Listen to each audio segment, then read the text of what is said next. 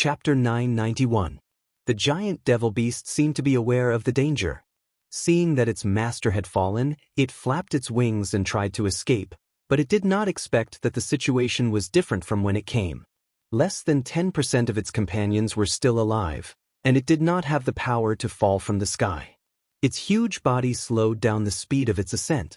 If the devil beast stayed on the ground, the machine gun squad would not dare to open fire for fear of accidentally injuring others. But after it rose into the air, this concern was completely gone. For a moment, more than half of the anti-aircraft machine guns in the camp were aimed at the giant monster. The dense barrage of bullets from all directions swallowed the devil beast whole. Sparks could still be seen on the parts of the devil beast that were covered in armor, but the exposed parts of its body were soon shredded. This time, it did not even have the chance to cry out before it fell back to the ground. Stinking blood flowed out of the bullet holes like a beehive and quickly gathered into a shallow puddle under its body. Agatha could not help but let out a long sigh. It seemed that Zoe was right. The gods' punishment witches were indeed a powerful trump card against the senior demons. It was no wonder that many high-level officials of the Union sided with the Queen of Starfall City. The gods' punishment witches could block magic power at any time and bring the enemies with different magic stones to the same level. They were not weaker than the extraordinaries. This not only fundamentally solved the problem of the unstable power of the witches, but also gave them an unprecedented advantage over the enemies in terms of numbers. For the Union, which was constantly losing ground, this was undoubtedly a ray of hope in their despair. According to Lady Alice's original plan, as long as half of the non-combat witches participated in the transformation, it meant that thousands of non-combat witches would become the top combat force. The combat witches would deal with the demon army, the gods' punishment witches would kill the senior demons, and the most difficult enemies would be left to the transcendents. This was the battle that the Empire would go all out in. These gods' punishment witches were supposed to be the trump card in the final battle against the demons, so it was reasonable that they could kill the senior demons so quickly. In other words, if it took a lot of effort for a dozen of them to deal with a senior demon, the Queen of Starfall City would not have bet on this plan. However, it was too late. Agatha looked at Zoe, who had a satisfied and joyful smile on her face, and couldn't help but sigh in her heart. If the Union had carried out this plan at the beginning of its establishment, the outcome of the Second Battle of Divine Will might have been different. At that time, although the humans had been defeated in the Land of Dawn, there were still thousands of towns on the fertile plains with a population of nearly 10 million. On this basis, the Union could build a powerful army that was not inferior to the demons. After the defeat of the Battle of Divine Will, the Queen of Starfall City was left with less than 1 million barbarians and a small piece of land. When she made this decision, she was probably just trying her best. "Aren't you going to kill it?" Agatha walked to Zoe's side. The fatally wounded senior demon was still alive. These terrifying enemies were even more tenacious than transcendents in terms of vitality. Even without the observation of the Stone of Measuring, Agatha knew that the remaining magic power of the senior demon was crazily flowing through its body, trying to repair its broken body. Of course, this did not mean that the senior demon could survive after being seriously wounded. There was a limit to its self-healing ability. Even if it was left alone, it would still die due to the consumption of its magic power. Not to mention the red mist, which would be used up very quickly. Perhaps Zoe was more willing to enjoy the senior demon's pain than to kill it. "I want to keep it alive first." However, the latter's answer surprised Agatha. "This time, there are many demons, so we should be able to seize a lot of mist storage tanks. If we treat its wounds and replenish it with some red mist, it should be able to survive for a few more days." "What do you want to do?" The Ice Witch frowned. "Don't worry. Although I personally want to torture it for eternity, that's only if it doesn't affect the overall situation." Zoe said seriously, "If I remember correctly, there's a witch in another team who can connect with the mind." "You want her to connect with the senior demon?" Agatha asked in surprise. Zoe nodded. "I know it's risky, but if it works, we'll have a chance to face the senior demon directly. As a superior commander, its brain is worth the risk." In the past, this was indeed an irresistible temptation for the higher-ups, Agatha thought. But now was not the era of the Union. Neither His Majesty nor Tilly Wimbledon would force a witch to risk her life because of a possibility. Unless Camilla Derry was willing to do so. Just as she was hesitating, several explosions suddenly came from the other side of the battlefield. From here, she could see a large cloud of dust rising from the northern front line, as if it had been swept away by something. However, she did not hear any intense gunshots. Could it be that the senior demon still has a team of devil beasts? Or, the demons have broken through the defensive line? Agatha hurriedly activated the sigil of listening. Sylvie, what's the situation at the front line? A monster we've never seen before is attacking us. Sylvie's anxious voice came from the sigil. The front line needs support from the Longsong cannons. After the stone pillars exploded, the mortar shells also fell on the demon army. For the mad demons, who were covered in animal bones and leather, there was not much difference between a 152mm howitzer and a mortar. On the contrary, the latter, with its advantage in quantity and firing speed, caused more damage to the sprinting enemies. On the battlefield, where shrapnel was flying everywhere, the demons, who were charging forward without any cover, further increased the killing efficiency of the shells. It was normal for each explosion to set off a mist of blood. Faced with the continuous bombardment, the enemy's momentum was stopped. However, Sylvie was no longer in the mood to observe the results of the battle. Apart from monitoring the movements in the air, she could only see the 4 evil monsters in her field of vision. Unfortunately, the mortars were not so effective against the crawling monsters made of black stone and metal. If it was not a direct hit, it would be difficult for the shrapnel to penetrate its shell. At this moment, a black stone pillar grew out of the crawling monster's back again. Sylvie found that it was really a part of the monster's body. Whether it was the stone or the meridians and blood vessels, they were all peeled off from its body bit by bit and then reassembled into a cylinder. She knew that she had to destroy these long-range enemies as soon as possible. The previous round of projectiles had caused a lot of damage to the First Army. As they were unprepared, more than 100 people were injured at the front line, and some soldiers were even shot in the shoulder and chest while they were in the trenches. More importantly, to suddenly suffer this kind of unheard-of attack without any countermeasures was undoubtedly a heavy blow to the morale of the troops. Fortunately, the enemy's growth process was much slower than the loading of the cannons. The artillery battalion is doing its best to restore the Longsong cannons. Agatha's calm tone made her feel more at ease. I'll ask the battalion commander to talk to you personally. Hello. Miss Sylvie. Then, a slightly reserved voice came to her. I'm Battalion Commander Van. It will take some time for the cannons to return to their pre-shooting state. But fortunately, after inspection, one of the cannons is not affected. If you can tell me the shooting parameters, I can arrange people to support it now. Sylvie could not help clenching her fists. She suppressed the excitement in her heart, glanced at the compass in front of her, and said the position word by word, 11 degrees 17 minutes north, 2,310 meters away. Please fire. Chapter 992. The number 6 Longsong cannon was one of the cannons that Vanner had patrolled before the attack. As it was located at the edge of the encampment, it had not suffered any other attacks except for 2 waves of spears. Compared to the cannons that had been knocked over by the devil beasts, the number 6 Longsong cannon only needed to be replenished before it could resume operation.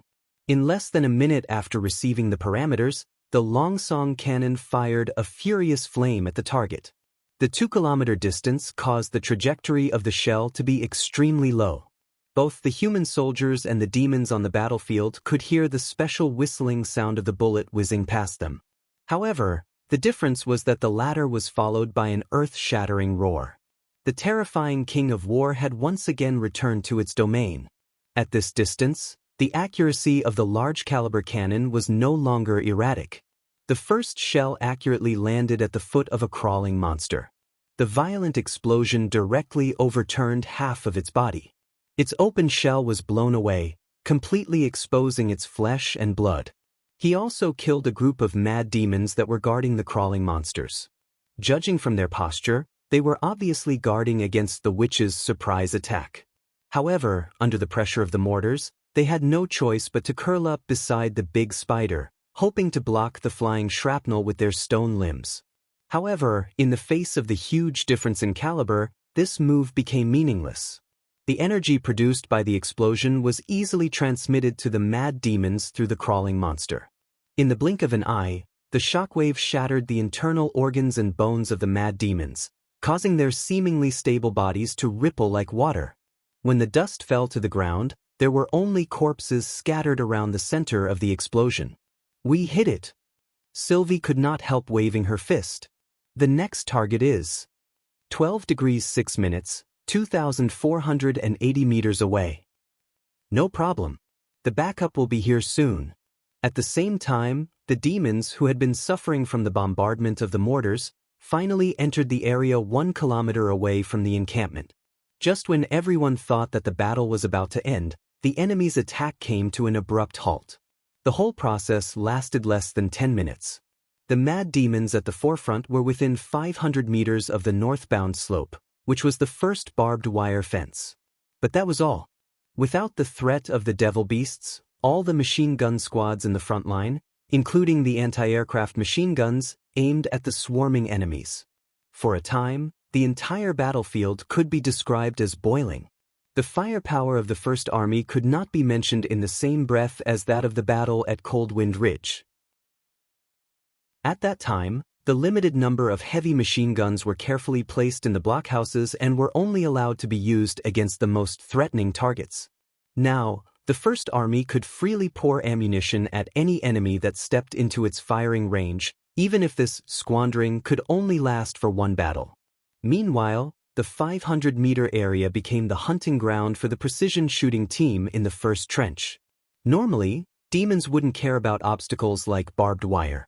Their strong bodies were strong enough to leap over them or uproot wooden stakes. However, in the eyes of a sniper, such an action was no different from suicide. When the demons found that they could not get close enough to throw the spear, they could no longer control themselves. This had nothing to do with discipline and morale, but more like the instinctive despair of the beasts. After leaving nearly 1,000 corpses in front of the defensive line, they turned around and retreated like the tide. During this process, the machine guns kept firing until the barrels were roasted red. Compared to the fierce battle in the rear, the front lines seemed to be more peaceful. Sylvie finally felt relieved. Perhaps only she knew how thrilling the trump card showdown 2 kilometers away was. When the magic vortexes of the last 2 crawling monsters were full and were about to be activated, the number 1 and number 3 Longsong cannons made up for it in time. If they had been 1 or 2 seconds late, the stone pillars would have caused more damage to the First Army, who were engaged in the crossfire. But no matter what, this battle was won by humans.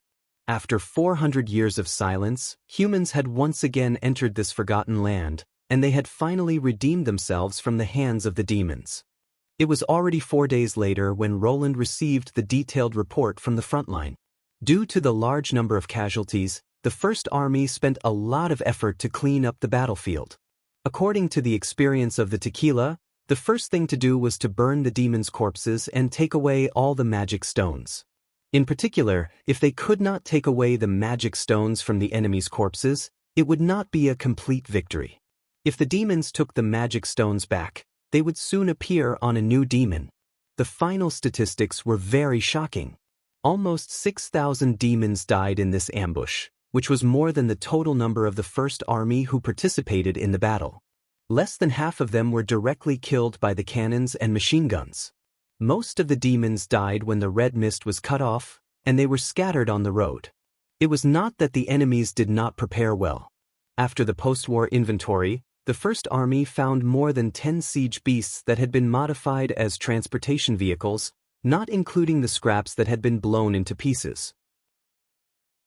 If the humans were at a disadvantage, they could take their time to replenish the red mist, but the route made it impossible.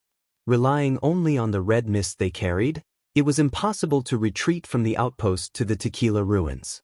If I remember correctly, the witches can also use those siege beasts, right? Roland said to the sigil of listening. You're right. The core of this thing is the magic stone. With a little training, it can be used. Zoe answered instead of iron axe. Although it's slow, it can carry a lot of things. The Union once used it to replace horses and mules for long-distance transportation. It seems good to give them to the Ministry of Construction, Roland thought. The construction team happened to lack a batch of transportation vehicles, and the slow speed in the city was actually an advantage. Unfortunately, the magic stone that they seized the most was not very useful. It needed to be combined with a magic life form to play its full role. It was regarded as a special magic stone of the demons, and was usually taken back to the rear for centralized destruction. By the way, how did the enemies escape from Sylvie's detection? Let me answer this question. Agatha cleared her throat. After the battle, we conducted a comprehensive search of the outpost and found an underground passage. It was connected to a cave 2 kilometers away. There, we found an underground camp built by the demons. Not only was there a mist storage tower, but also a God's Stone of Punishment pillar. The overall scale was a bit larger than the outpost that served as a bait. In fact, that was the real stronghold of the demons. Roland could not help but frown. A God's Stone of Punishment that can cover an entire camp?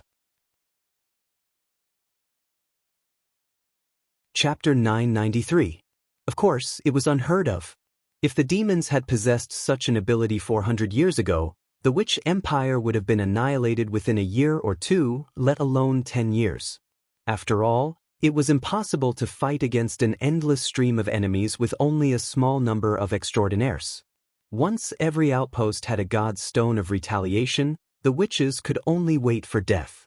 Roland naturally knew how difficult it was to carve out such a God's Stone of Retaliation.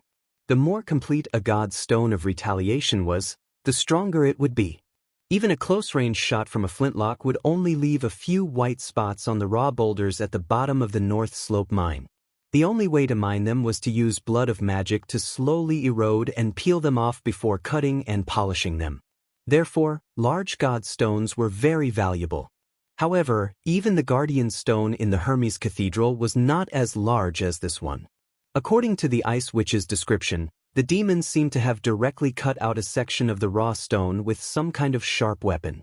Either the demons had mastered incredible processing techniques, or they had a deeper understanding of magic power. Either way, it was not good news for the human race. Based on the demons' new weapons, they haven't been idle in the past 400 years. Roland knocked on the table and said, "I'm afraid the third battle of Divine will be more difficult than expected." Compared to the demons in the era of the Union, the demons were not only more cunning, but also had made great progress in technology. Hybrid creatures like the crawling monsters were simply the best weapons to deal with ordinary combat witches. With a range of 2 kilometers, they could launch an attack when the witches were unprepared. By the time the witches realized what was going on, it would be too late for them to use their abilities. Even if they had an observer like Sylvie, as long as the demons attacked, the witches' defensive ability was limited to a range of 5 meters. How many of their teammates could they protect? As much as I don't want to admit it, the demons have indeed evolved faster than us. Zoe said, "If this was a war in the era of the Union, I'm afraid we would have suffered a crushing defeat." Of course, Roland could imagine how few witches could escape from the ambush alive. Surrounded by senior demons in the sky, mad demons far outnumbered witches on the ground, and a new type of demon that could kill a large number of witches. The question now was, were these 5 crawling monsters the only trump cards of the demons, or a small part of the vanguard army? Did the demons develop other weapons of war other than the crawling monsters? What would they look like? How should they deal with them? This was information that Neverwinter urgently needed to know. After reporting the results of the battle, next was the casualties of the First Army.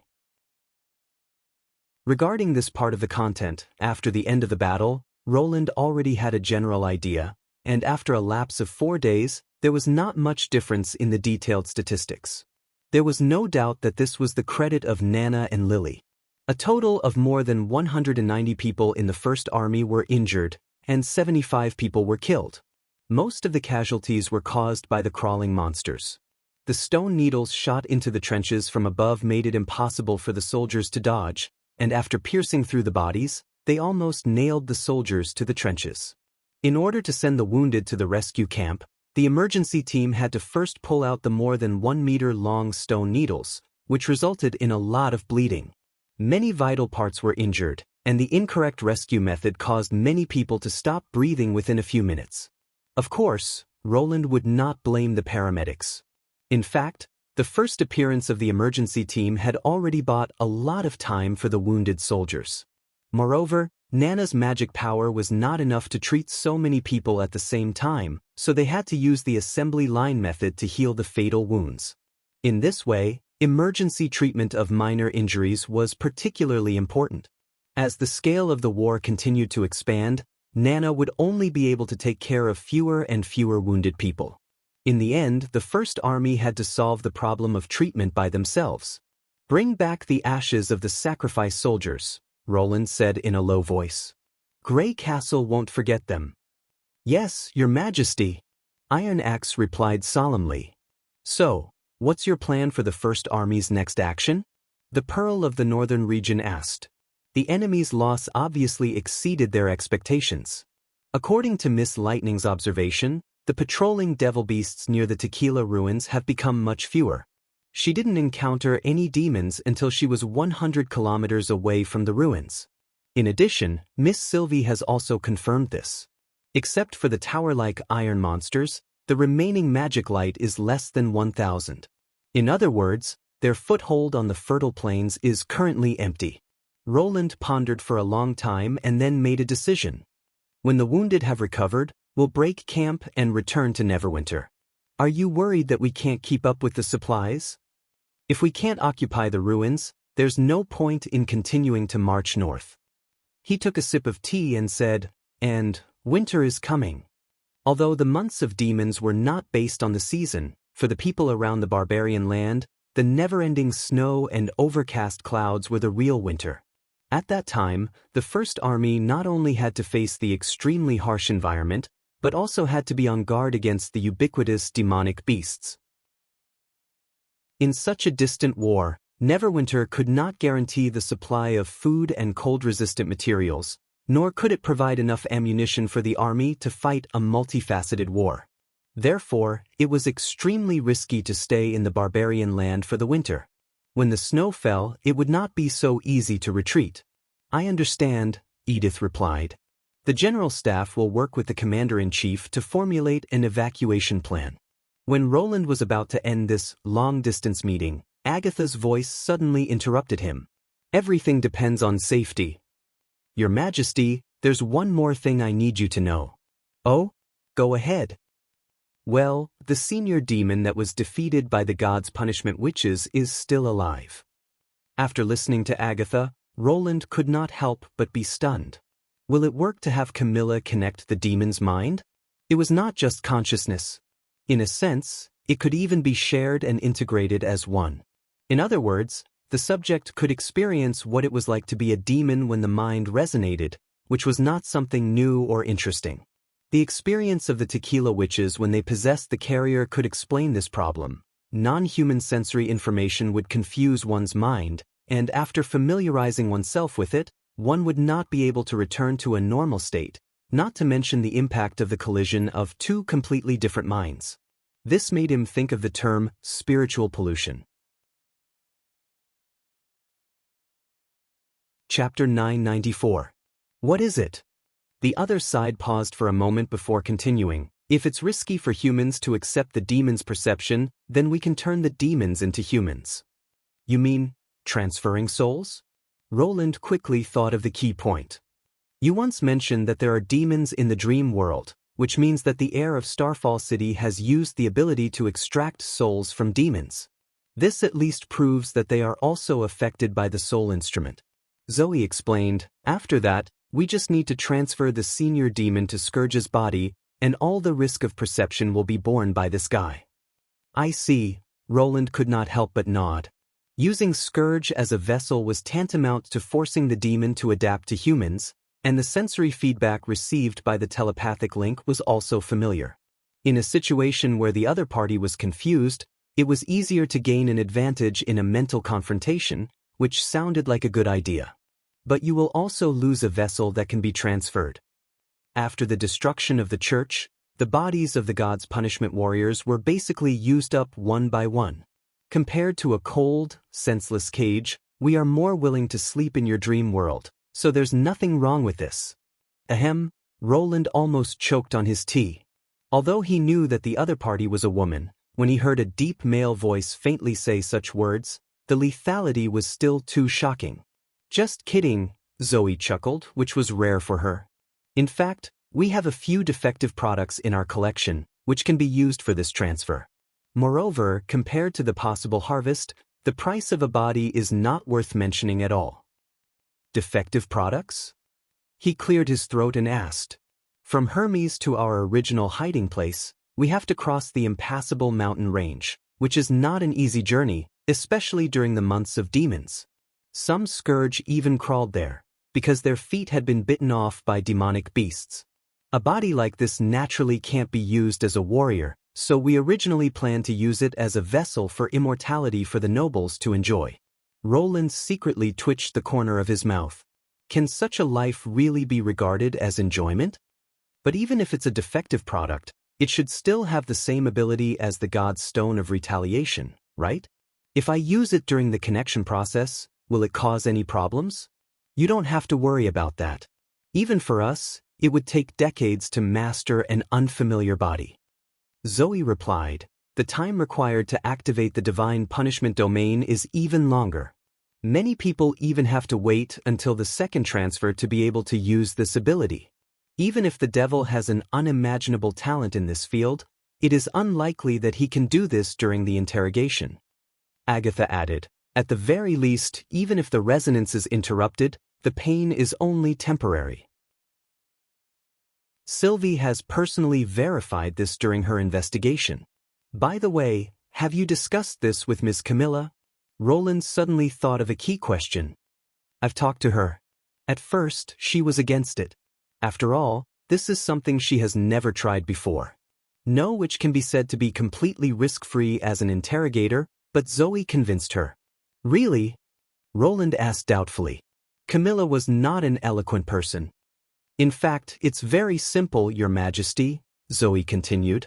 I just told her that the person who connected with the devil is none other than myself. Roland could not help but be slightly startled. I'm not only an extraordinary, but also the first awakened god's punishment witch. In this state, I'm more confident in dealing with the devil than most people, she said calmly. Of course, the most important thing is that I'm the one who proposed this plan, so of course I should bear all the risks. This is probably the reason why ancient witches are so arrogant, but it is impossible to hate them. Roland thought to himself, when it comes to dealing with the devil, they are indeed the first batch of people to shout, "Follow me." Just this point alone has already surpassed many people.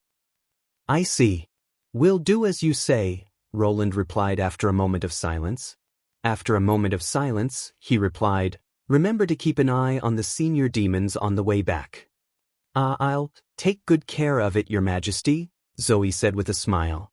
Perhaps compared to the final interrogation, the process of escorting the devil was what she was most looking forward to.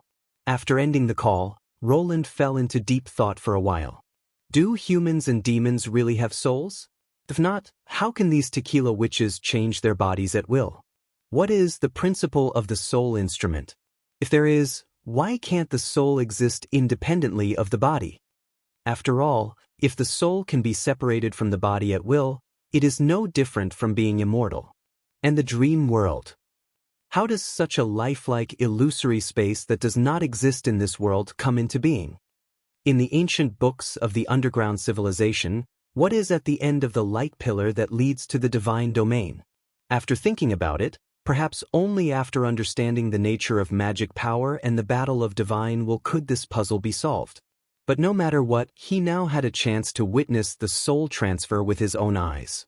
Compared to the worries he had during the expedition, the time on the way back seemed to be much faster. As the city hall was growing stronger day by day, there were very few government affairs that required Roland's personal attention. Therefore, he spent most of his free time on several key industrial projects. The flight test of the glider was still progressing steadily. The flight manual written by Tilly gradually grew from a few thin pages to a book as thick as Intermediate Chemistry. When adding the cover, Roland deliberately used gold as the title. Thunder was also getting more and more familiar with the steel ship.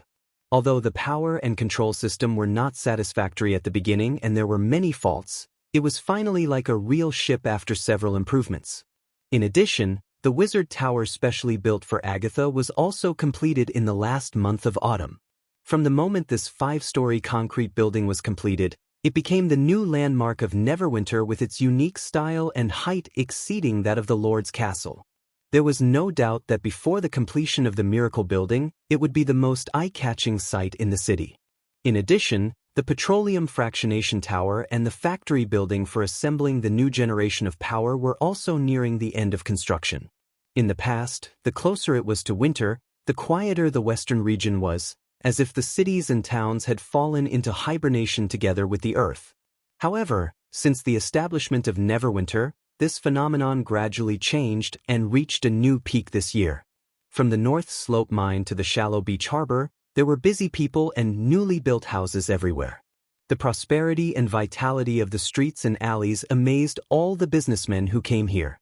1.5 months later, the First Army finally returned to their long-awaited starting point. The people of Neverwinter spontaneously lined up on the suburban grassland to welcome them. Their cheers were so loud that it almost pierced the sky. On that day, white snow floated down from the sky. Chapter 995. After bidding farewell to His Majesty, Zoe led the gods' punishment witches back to the third border city. After taking care of the dying senior demon, she was taken into a secret chamber deep in the ground by Alcata. Pasha and Celine were also waiting inside. Obviously, compared to capturing a living demon, they were more concerned about something else. What do you think? After closing the heavy stone door, Alcata eagerly landed in front of her. Can we win? Haven't we already won? Zoe spread out her hands. Alcata poked her forehead with her tentacle. You know what I'm asking, so stop teasing me. As the only extraordinary left in Tequila, she was undoubtedly closer to the senior witches than to the others.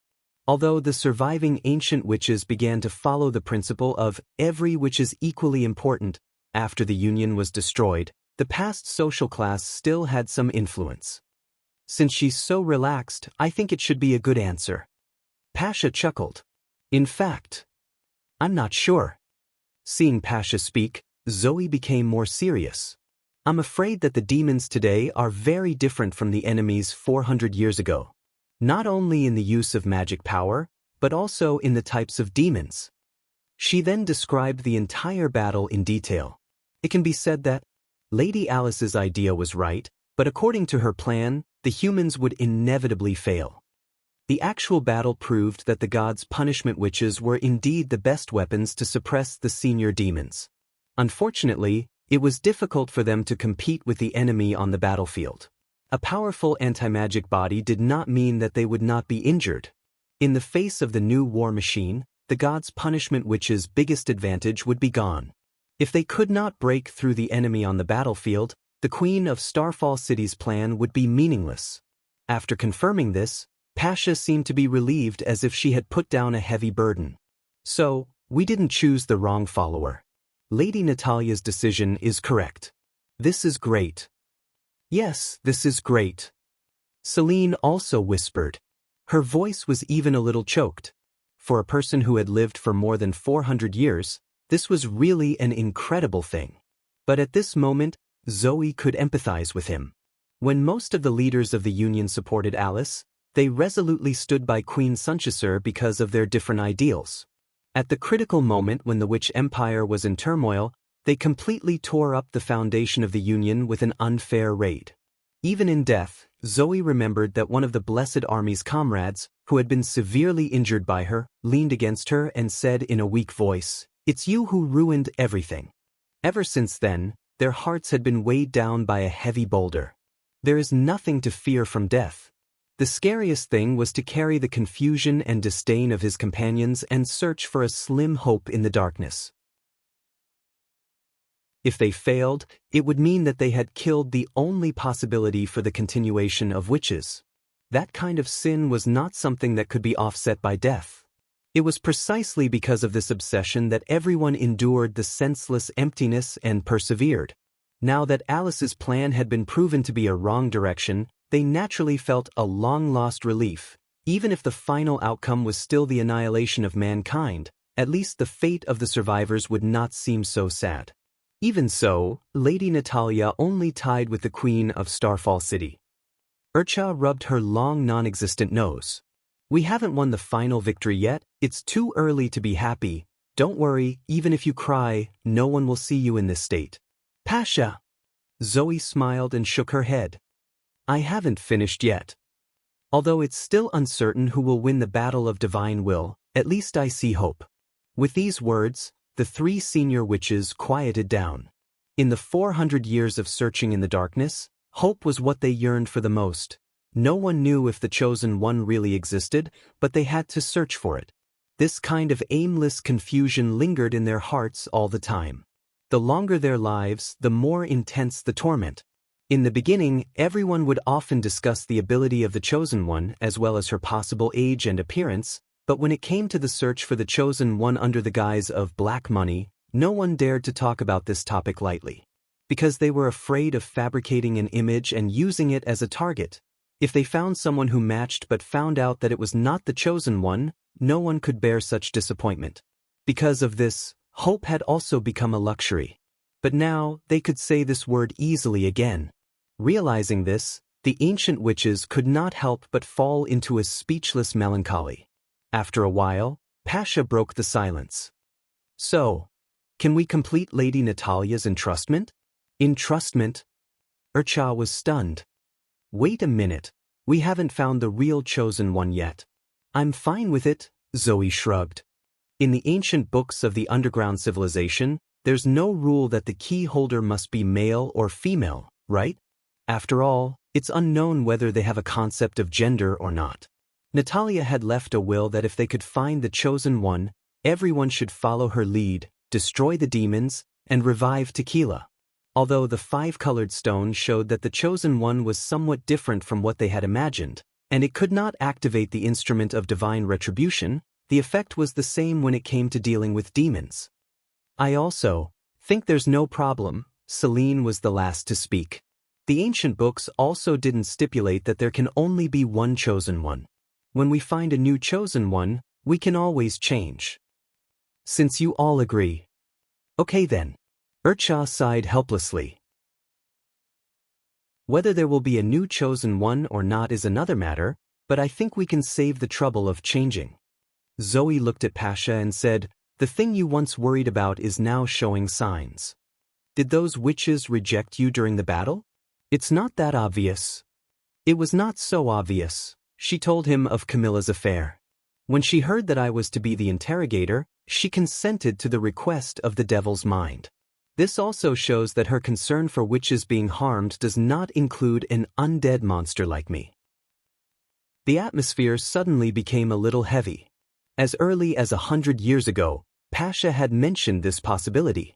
Although they considered themselves witches, the new generation of witches might not necessarily think so. Whether in appearance, characteristics, or ability, there was no similarity between the two. Not to mention witches, they could not even be regarded as human beings. Roland Wimbledon, who could accept them so quickly, was more like an anomaly. When the history of the Union gradually faded from people's memory, the new awakened might no longer regard them as witches. More extreme, in order to explore the mystery of magic power and the technology of the underground civilization, the witches might use them as experimental subjects. Although this idea was a little pessimistic, it was not impossible to magnify the scale of hundreds or even thousands of years. Hearing Zoe's self-mockery, Pasha sighed. I see, but I won't regret it. The 3 of them did not respond, because this was also the path they had chosen. If we can fulfill the wishes of the 3 chiefs, our mission will be over. She paused. What the world will be like in the future is not something we can control. But at least now we can prepare for a rainy day and find a way out for ourselves. Live in seclusion in the mountains, disappear, or find a place to bury ourselves. Urcha said unhappily. Chapter 996. You mean the gods' punishment witches? I'm afraid that the mortal king doesn't think so. Power is not only reflected in military force. Pasha pointed at Zoe. The key to the change in the human kingdom is irreplaceable, and that's where our advantage lies. So that's how it is. Celine suddenly understood. Compared to combatability, this is indeed much more important. Ha! Zoe put her hand on her forehead. I'll pass. Let's leave this important task to Faldi and the others. Hey, what are you talking about? Althea said discontentedly. Why can't I understand anything at all? Pasha is talking about knowledge. The youngest extraordinary twitched her mouth. Isn't there an academy, a library, and private scholars in His Majesty's dream world? Since everything in the dream world comes from his memory, everyone should be able to learn. Compared to selective copying, it's obviously more effective to absorb comprehensively. As long as we can spare some time for entertainment and start from the most basic knowledge, His Majesty will have a group of helpers who can completely understand his intentions after 10 years of hard work. The energy of mortals will gradually decline as their bodies age, but we don't have to worry about this. 100 years is enough for the gods' punishment witches to become the inheritors of His Majesty's consciousness. This is our biggest advantage. Pasha added, especially after he passed away, only we know what the world is like in that world. If they want to continue on the path His Majesty has opened, they have to go through us. In this way, even if we don't be witches, we won't be affected too much. In a sense, unfavorable to us is a futile attempt to overthrow His Majesty's will. The Witch Union will not sit back and do nothing. On the other hand, we only control knowledge, which is good for any faction. Even if we don't have military force, we will still become a force that can lift heavy loads easily. Isn't this what the Cloud School does? Alka muttered. According to legend, when most humans were still ignorant, some sages gathered together and spread the seeds of civilization. They taught people how to make iron, weave and cut clothes, and farm animals until humans spread all over the land of Dawn. Hundreds of years later, their prestige was like the sun in the sky, and all those in power did not hesitate to use all kinds of means to rope them in, turning many members from the disseminators of knowledge into the private property of power. After the leaders of the past became aware of this, they moved the organization out of the major cities and stipulated that they were not to easily get involved in politics. They were to only focus on researching the mysteries of the world and solving the mysteries of the ancient ruins. Since the new base was located at the peak of a tall mountain, it was covered by clouds and mist all year round, so people called it the Cloud School. Even though these people rarely interacted with the rest of the world, their status was still extraordinary. Regardless of the succession of monarchs, they were always respectful to the Cloud sect. Every year, they would send out large amounts of resources and young disciples just to receive pointers from their predecessors. However, the good times did not last long. Demons soon entered the human world, and the first battle of divine will broke out. It was also at that time that a disturbing rumor gradually spread. It was said that it was a sage from hundreds of years ago who had introduced these brutal and terrifying beasts to the land of Dawn. As a result, the Cloud School's reputation plummeted. Without any suzerains willing to lend a helping hand, it was devoured by the devils and became a dusty corner of history. At least we won't collude with the demons, Celine said disapprovingly. And the title of Manager of Knowledge is not bad, much better than the titles of the Quest Society. All in all, this is just a preliminary direction. After all future plans will only be meaningful after we defeat the demons. Pasha smiled and patted Celine's head. Well, let's go adjust the soul instrument. When the celebration outside is over, we should be ready here. I don't think His Majesty has the patience to wait until tomorrow. When the people in the city were still celebrating the victory, Roland had already entered the third border city with the main members of the United Front. He really couldn't wait. If the Devil City in the memory fragment was an old scene from hundreds of years ago, then the information stored in the brain of this senior demon was the latest information about the enemy. Since normal intelligence channels were ineffective against the alien races, this opportunity was extremely important. However, as soon as he stepped into the core hall area, he noticed a trace of strangeness. He saw the tequila witches standing in a neat line in the center of the hall, and the leaders were the 3 senior witches who had incarnated as original carriers. Then the gods' punishment witches raised their elbows, crossed their fingers in front of their chests, and bowed to him. This was not the first time he had seen such a strange salute, but it should be the special salute of the inferior witches to the superior. However, before he could ask, the 3 carriers also crossed their tentacles in front of their bodies and dropped to the ground. Among them, Pasha's voice also sounded in his mind. "Thank you, Your Majesty. The tequila will always be loyal to you." This surprised Roland. The first sentence of gratitude was understandable, probably because they saw the hope of defeating the demons and taking revenge, but the wording of the second sentence was obviously a little strange. Although the United Front also required all members of the Union to serve the leader, the other party's respectful attitude told him that the two were not the same thing. He suddenly remembered that the senior witches themselves were the upper class of the Union, and the only people they needed to salute to were the 3 transcendents. Do they think I'm one of the 3 chiefs of the Union? Although he did not know why the other party's attitude had changed, he had been in power for so long that he knew it was not the time to get to the bottom of it, no matter how slow he was about politics. Roland coughed twice, regarded it as an ordinary salute, and nodded. No need to do this. This victory belongs to everyone present. By the way, how are the preparations for the soul transfer? We can start at any time. Pasha pointed to a magic core behind her that was emitting a purple light. Please follow me. Following her to the bottom of the core, Roland noticed that there were 2 stone beds next to them. On the bed on the left lay a male god's punishment warrior who had lost both his feet. His hair was already gray, and it was obvious that he had been transformed for a long time. On the right lay a body that did not look like a human at all. Not only were its limbs incomplete, but even its black armor was full of dents. It was hard to imagine that it was still alive under such circumstances. Generally speaking, it can't survive until now. Zoe seemed to have seen through his doubts and took the initiative to explain. If it wasn't for Miss Nana's treatment, it would have died on the same day. In addition, Lady Agatha also helped a lot. Otherwise, we wouldn't have been able to preserve the seized red mist for so long. However, in order to prevent the senior demon from reviving on the way, we have to make a series of adjustments. That's why it looks like this now. Adjustments? Vendi was puzzled. How do you do it? It's very simple. When you feel that it has recovered, you stab it and try to make it consume as much magic power as possible to heal itself.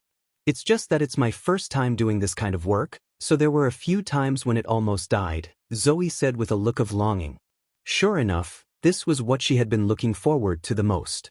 Seeing that the atmosphere was a little stiff, Roland cleared his throat and said, "So, hurry up, start the transfer now." Chapter 997. The spindle-shaped skeleton of the magic core suddenly expanded, and a purple light flowed on it, dyeing the ground of the hall with a cold color. Then the giant 2-meter-high structure slowly rotated, and with the flickering fluorescent light, it was as gorgeous as the neon lanterns in the future. However, the skeleton that expanded in the air told Roland that magic power was indeed beyond the scope of physics, to some extent. Although there was no fulcrum, they could not separate, as if there was a pair of invisible hands pulling them. How did the underground civilization make these things? Roland looked at Pasha. If you were given the corresponding materials, could you replicate them? I'm afraid not, Your Majesty. Pasha shook her head. Although I don't want to admit it, this race's research on magic power is far more advanced than that of the Union. Celine is the leader of the Quest Society, but she only learned how to operate them after hundreds of years. The lack of manpower is also the main problem. Celine turned around. Analyzing its structure is not as simple as instilling magic power. We have to feel thousands of contact points at the same time to get a general picture of it, which is impossible for ordinary people to do with their skin. In other words, if you want to understand it, You have to become what you are now. Tilly asked. Yes, just like a summer bug doesn't know the coldness of winter, and a deaf person can't hear the sound of all things. Celine said helplessly, I can't even describe what I've learned and felt in human language, because there is no such expression in the existing vocabulary. So now, only Pasha and I can control the magic core. Wait. Do you mean that the main tentacle on the original carrier is actually very sensitive? Roland asked in surprise. Not only the main tentacle, but every tentacle is sensitive, Celine said matter-of-factly. They can distinguish hot and cold, smell, dry and wet, and the most subtle touch. The main tentacle can even directly feel the flow of magic power. So once it is transferred to the carrier, it can no longer adapt to its previous body. Why are you interested in it? No, I'm just casually asking. Roland couldn't help but look away. At this critical moment, it was better not to think about such trivial things. No matter how sensitive the main tentacle was, it was still a powerful weapon for the original carrier. He remembered Phyllis once said that the carrier was as powerful as a god's punishment witch. But from this, it could be seen that there was an almost insurmountable barrier for an ordinary person to study magic power. If one could not even perceive it, how could one study it? Before obtaining reliable means of observation, this was destined to be a subject that belonged to only a few people. Core number 3 has been adjusted to Soul Instrument mode. Transfer is about to begin, Celine's voice interrupted his thoughts. Following this reminder, Pasha and Alka inserted their main tentacles into the spindle. Roland widened his eyes, afraid that he would miss a single detail. But in fact, there was nothing strange about this process. 2 beams of light bloomed from the core and covered the 2 stone beds below. At the same time, the magic power that filled the skeleton quickly surged. After a quarter of an hour, Celine let out a long sigh. Good luck. This guy can indeed be captured by the soul instrument. Now we just need to wait for it to attach to Scourge. That's it? He blinked and asked. In fact, soul transfer is a process of exchanging keys, Pasha explained. If you observe through the 5-colored stone, you will see that the light beam that originally belonged to the demons has been drawn to the god's punishment army. Before the ancient witch's voice died away, Scourge, who had been motionless, suddenly opened his eyes. The facial features on his face were scrunched up, making him look particularly ferocious. Not only was there a strange sound coming from his throat, but his body was also constantly trembling. His fingers were bent like dead wood in several directions. This strange scene made the surrounding witches involuntarily take a step back.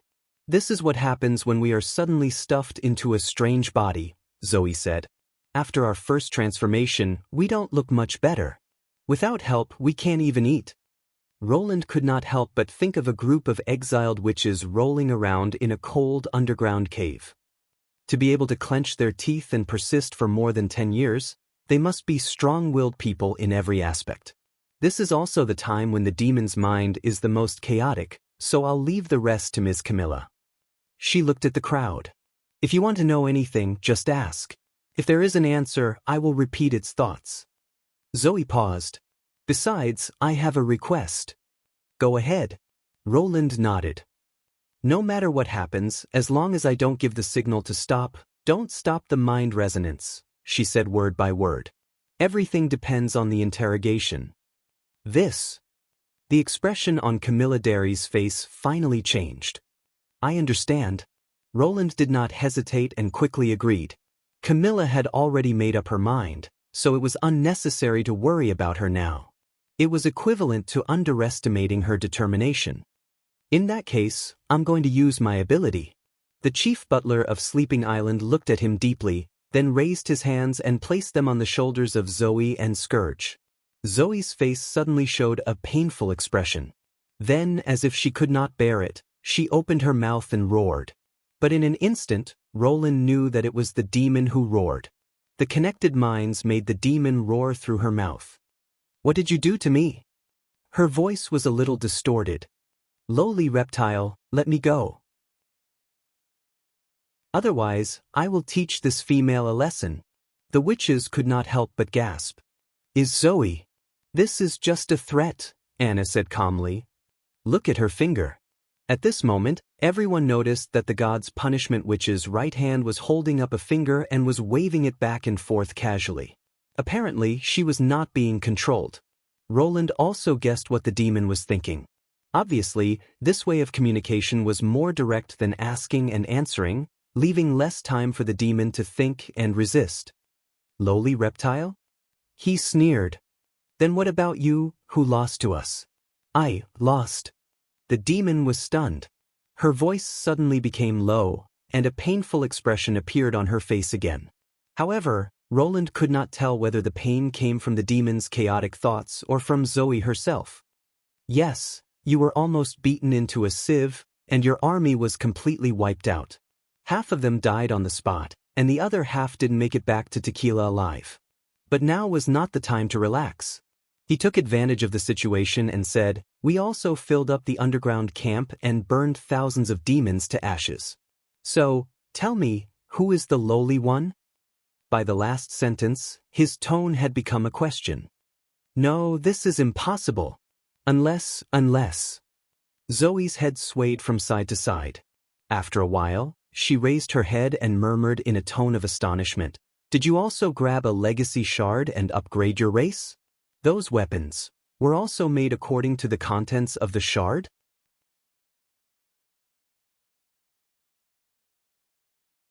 Chapter 998. For a moment, he wanted to say, "Are you also a member of Tadalin? Sorry for my disrespect." But he managed to hold himself back. After all, they were still in the interrogation stage, and he did not want to offend them.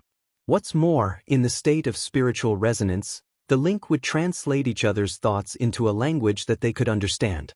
If there was a lack of corresponding words, they would choose to replace it with words that were as similar as possible. Therefore, even common sentences might not necessarily express the same meaning. However, the demon did not answer his question. Instead, it fell into a dilemma. No, it doesn't make sense. You bugs have never entered the Sky Sea realm. How could you obtain the inheritance shard? That's not a realm you can enter. But if that's not the case, why did we fail? Lies, they're all lies. I, Kabardabi, will never admit it. Before the interrogation, Roland knew that demons were at their weakest during the early stage of transformation. According to Zoe, demons would feel extremely uncomfortable after their souls were extracted by the magic core, which made them unable to control their emotions and leak information that they normally would not.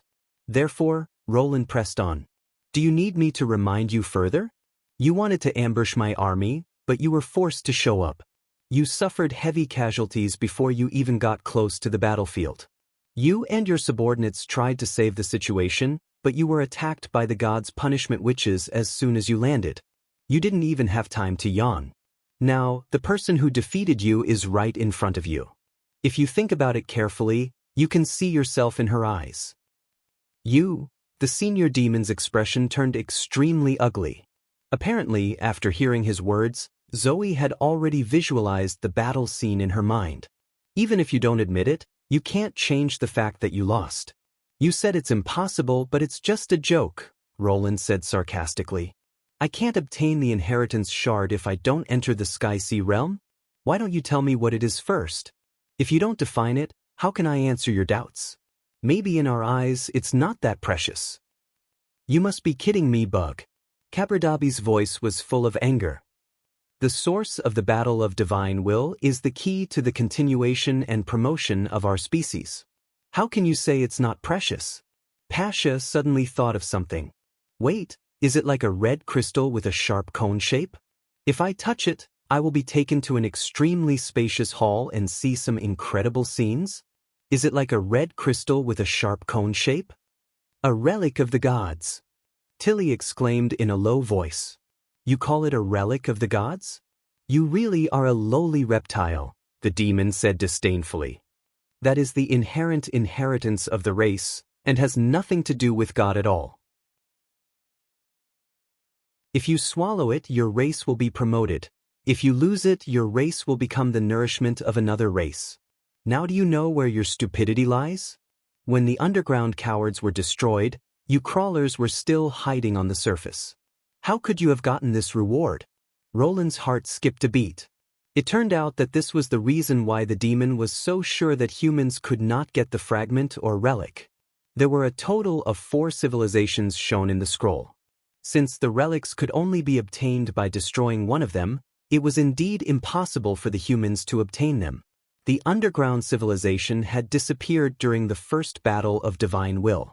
At that time, the humans were busy fighting against the demons. How could they have the energy to participate in another war of extermination? He looked around and found that everyone's expression was particularly serious. Obviously, they all realized the importance of this information.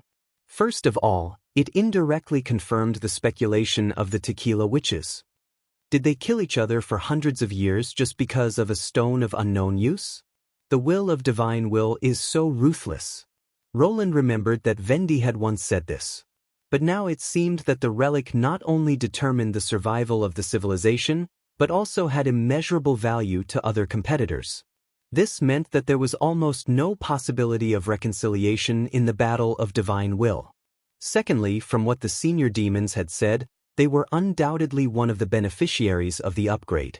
Although Roland did not know the specific process of devouring the relic, he could attribute the evolution and new weapons to the relic. This made him think of the inheritance of knowledge. Could it be that the appearance of the mutated demons and giant skeletons in the Land of Dawn was related to the underground civilization?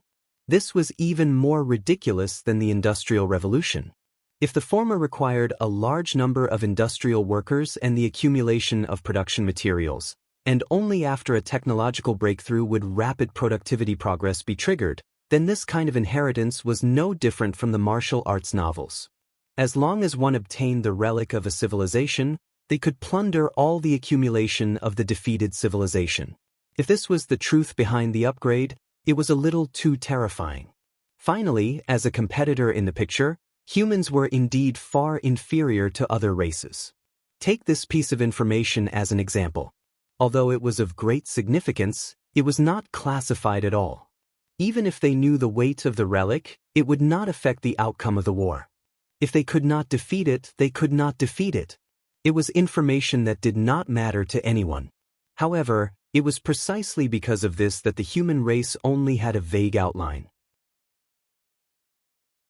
Over the past 1,000 years, they had not been able to completely unite, which led to repeated defeats. Now that he thought about it, he could only say that humans had wasted too much time on internal strife. Roland licked his dry lips and scanned through all the new questions in his mind.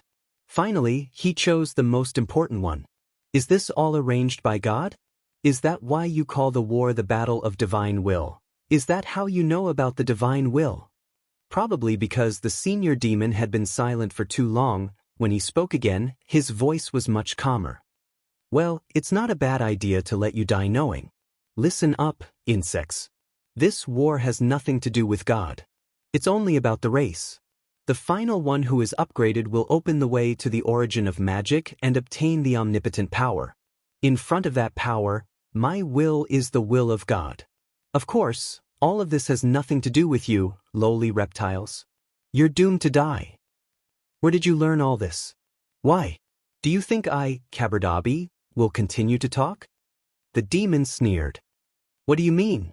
Roland suddenly felt that something was wrong. Zoe? I'm afraid this female can't hear you for the time being. You used the trick of transferring souls to confuse me and then used the mind-reading ability to peep into my mind? You really haven't made any progress in the past hundreds of years. Somehow, Zoe's voice had become cold and ruthless. Playing tricks with magic power in front of me is suicidal. Although I can't control this body, it doesn't mean that I can't use magic power. Camilla! Roland suddenly shouted at the chief butler of Sleeping Island. It's too late. Say goodbye to this female.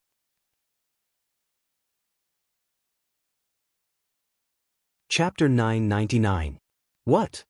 Everyone gasped and looked at Zoe at the same time. Camilla was connected to 2 souls.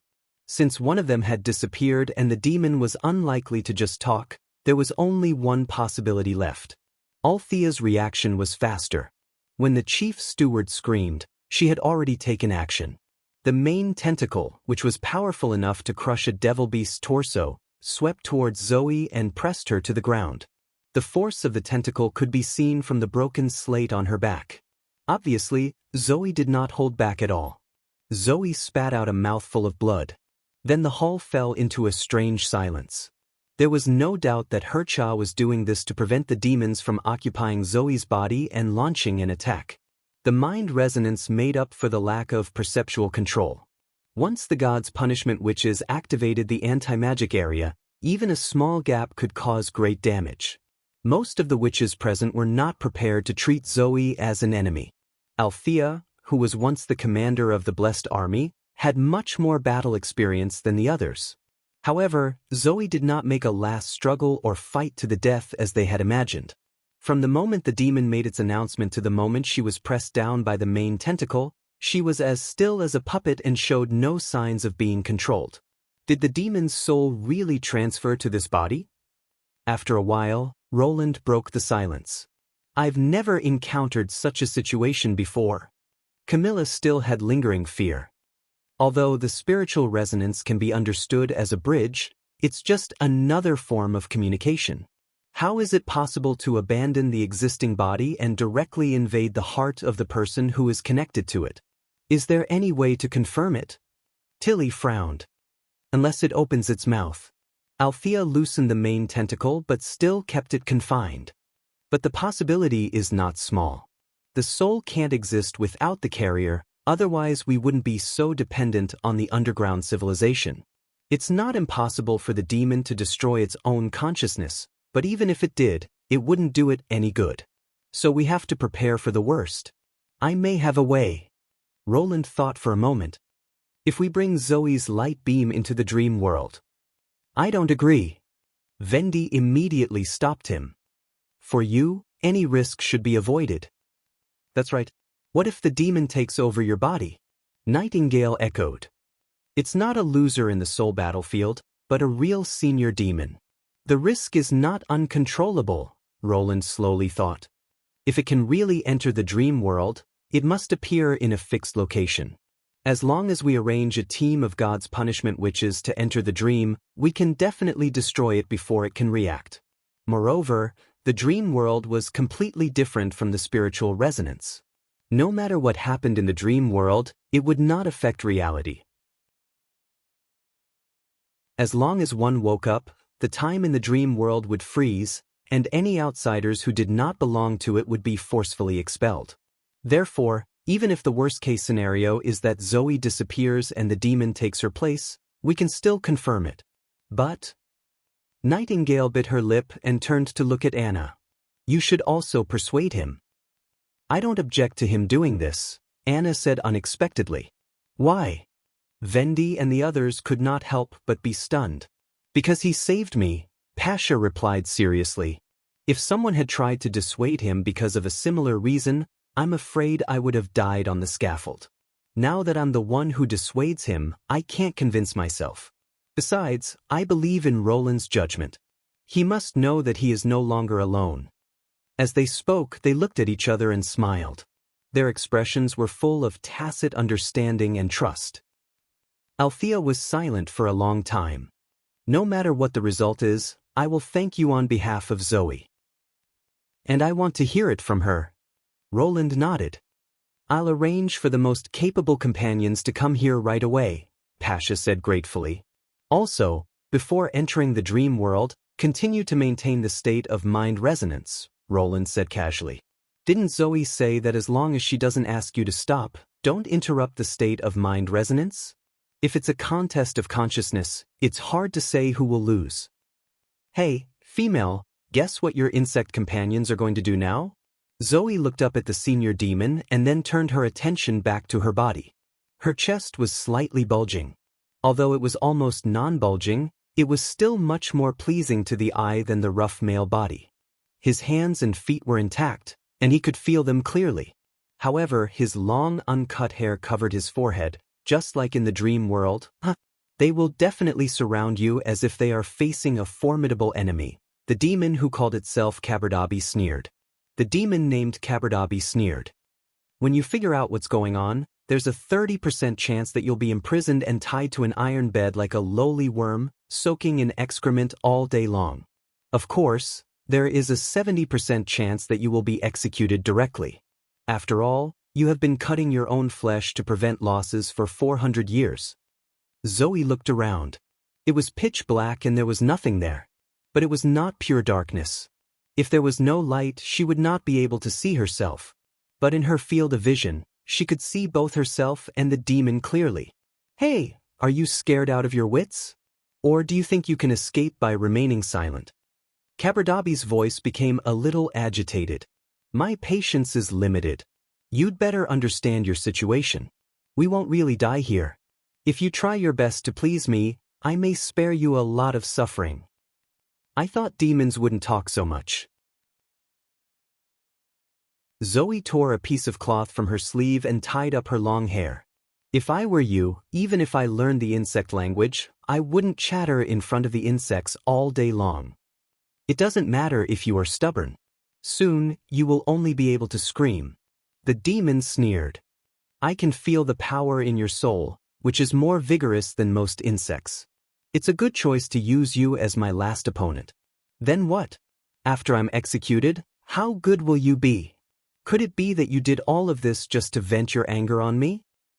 What's wrong with that? Fight, kill, torture, promote. Insects, this is the attitude of a superior species. Do you want me to kneel on the ground and beg for your forgiveness? Kabardabi roared.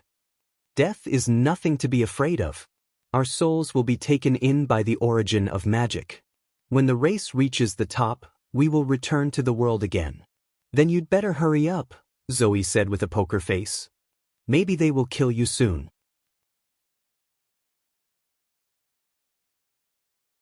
Chapter 1000. It was a long time, but it was full of joy. She felt as if she had returned to the battlefield 400 years ago, fighting with her enemies. But this time, she did not have to worry about the pain of failure. She did not have to watch her friend die in her arms, and she did not have to bear the heavy burden of the task. The best part was that both she and the demon could feel the pain of being stabbed by a sharp blade. And when there was pain, there was reality. Female. I have to say that you did a good job. Kabardabi threw a bloody arm to the ground. Although you are still a reptile, you are much stronger than most of your kind. I didn't choose the wrong person. I'm very pleased with your performance. Really? Zoe mumbled and then spat out a piece of meat in her mouth. It's a pity that your meat is so disgusting. Was it the 5th or 7th day since the battle began? She did not have the ability to estimate time without the help of the sun, the moon, and the stars. She could only roughly estimate the date based on her body's natural reaction. Time here should be fixed in a cycle. For example, thirst and hunger would suddenly disappear when they became more and more obvious, and then everything would return to the original state. It was reasonable to regard it as a day. Otherwise, the battle would last for several days, and she would not be able to move. She felt a sharp pain in her broken arm. Obviously, this was not a fair fight. The demon could condense a long sword with magic power, while she could only rely on her fists, feet, and teeth. But Zoe did not care about fairness at all. Because winning or losing was not the point. On the battlefield, the pursuit was to kill the enemy and protect oneself, but not here. The broken arm would regenerate in the darkness, and no matter how badly it was injured, it would not lose consciousness. Without death, the pain would be eternal. Moreover, it was not necessary to use a sword to create pain. She noticed that this was the first time since the battle began that the demon slowed down and spoke. But your persistence is meaningless. The senior demon pressed its injured shoulder, and the bloody wound quickly healed. An attack like this is nothing. If you want to defeat me with your teeth, I'm afraid you'll be disappointed. I'll break your teeth bit by bit and stuff them into your stomach. Be prepared.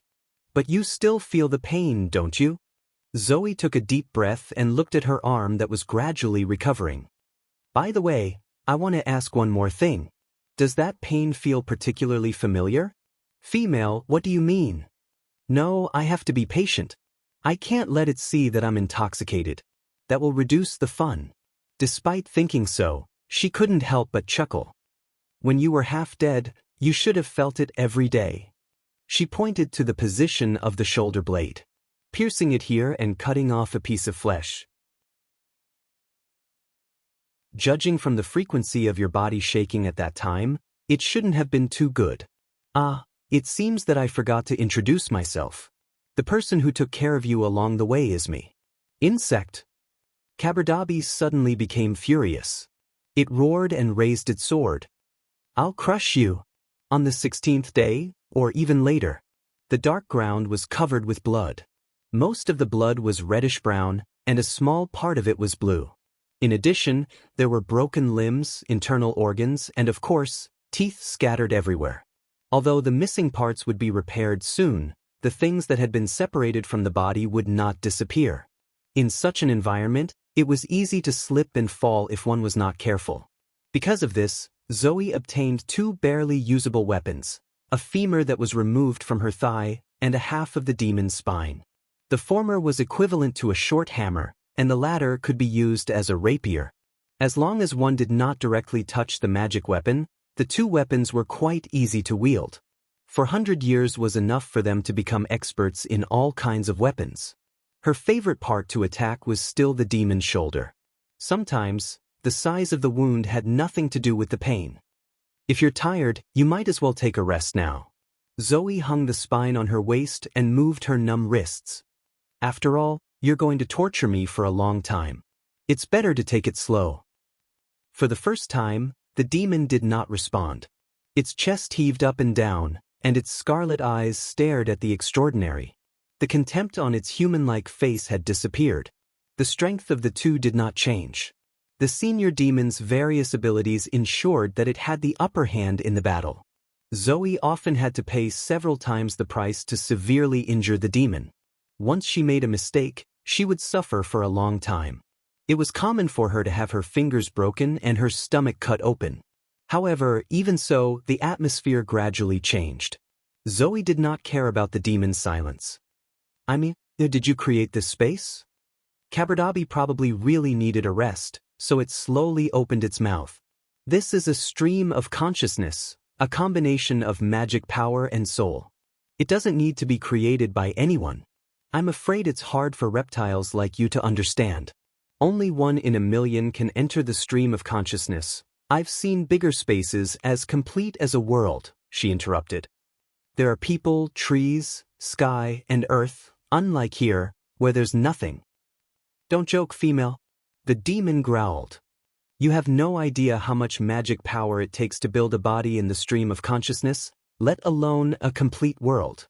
Only the origin of magic can do this. The origin of magic again. It's just an illusory concept like the realm of God. I don't even know where it is, but you're talking as if you've seen it before. Zoe took off the spine and held it in her hand again. This is engraved in the inheritance. You're the only one who knows nothing about it. Then you can tell me in more detail. Show me some evidence to convince me. Female, do you think I'm a fool? Kabardabbi flew into a rage. How could I, Lord Kabardabbi, use such a lousy trick? Before it could finish its words, a spear pierced its head. The white spear was exactly the spine that Zoe had been holding. Since you don't want to talk about it, the break is over. You can take a break when you want to talk about it. She raised her leg and threw herself at the staggering Kabardabbi. 10 days later. Why? Kabardabbi had completely lost its momentum. It put the magic sword in front of its chest and stared at Zoe as if she was a monster. Aren't you afraid of pain? If the war 400 years ago made me accustomed to this feeling, then the depravity 400 years later made me forget it. If there was something that had always been by your side, would you be afraid of it when you lost it and found it again? Zoe smiled. At this moment, she no longer needed to hide her feelings. In fact, I have to thank you. You're the one who made up for what His Majesty couldn't give me. You're crazy. Compared with hundreds of years, this is just a short moment. Now, it's your turn to please me. When Zoe stabbed the demon's chest again, the scene in front of her suddenly twisted. Flesh, internal organs, and bones all turned into nothingness, and a strong sense of dizziness overwhelmed her.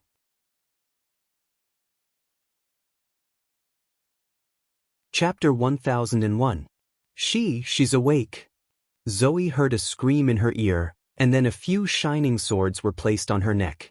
Don't move. Elka's voice also appeared in her mind. Just stay in this position until we know who you are. I see. She noticed that her hands and feet were bound by iron chains. She was lying on her back on the stone bed where the demon used to be, surrounded by a circle of vigilant companions with swords in their hands. This was indeed a decisive decision. It was necessary to imprison the god's punishment army before they could figure out whether it was her or the demon who had occupied the shell. Besides, the first sentence of the god's punishment army did not ask who she was, but put the responsibility of judgment on her own side, which showed the maturity of the manager. After all, after the demon occupied her body, any answer could be a lie. If Kabardabi had not lied to her, the dozens of days she had spent in the dark stream of consciousness were only equivalent to a few minutes in the real world. To be able to make the correct judgment and take the appropriate measures in such a short period of time, it was most likely Elxia's doing. With such a companion, she really had nothing to worry about. When Zoe was about to close her eyes and leave the rest of the work to the others, what she saw made her frown. What are they doing? She saw another stone bed under the magic core. Although she could not see who was lying on it, the answer was almost self-evident from the witches standing next to it. She soon thought of a possibility. Are they going to use His Majesty's dream world to confirm their identity? No one here can order Roland around. If this happened, it could only be the other party's request. But this is too inappropriate.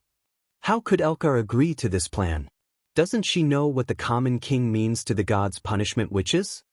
What's more, from what the demons have said, their understanding of magic power is far better than that of witches. If the dream world is also made of magic power, it is really risky to let a high-level enemy into it. I really didn't praise her. Thinking of this, Zoe could no longer hold back her silence. Wait, don't open the dream world. I'm Zoe. Xian glanced at her and ignored her. Listen, Kabardabi can change the effect of magic power to a certain extent. If you let it enter the dream, it may have an accident. Wake up His Majesty immediately. Oh, does that so? To be honest, it was so cold lying on that stone slab. If I didn't put a blanket on it, I wouldn't have been able to sleep. But if you were the devil, you could say the same. A familiar voice suddenly sounded above her head.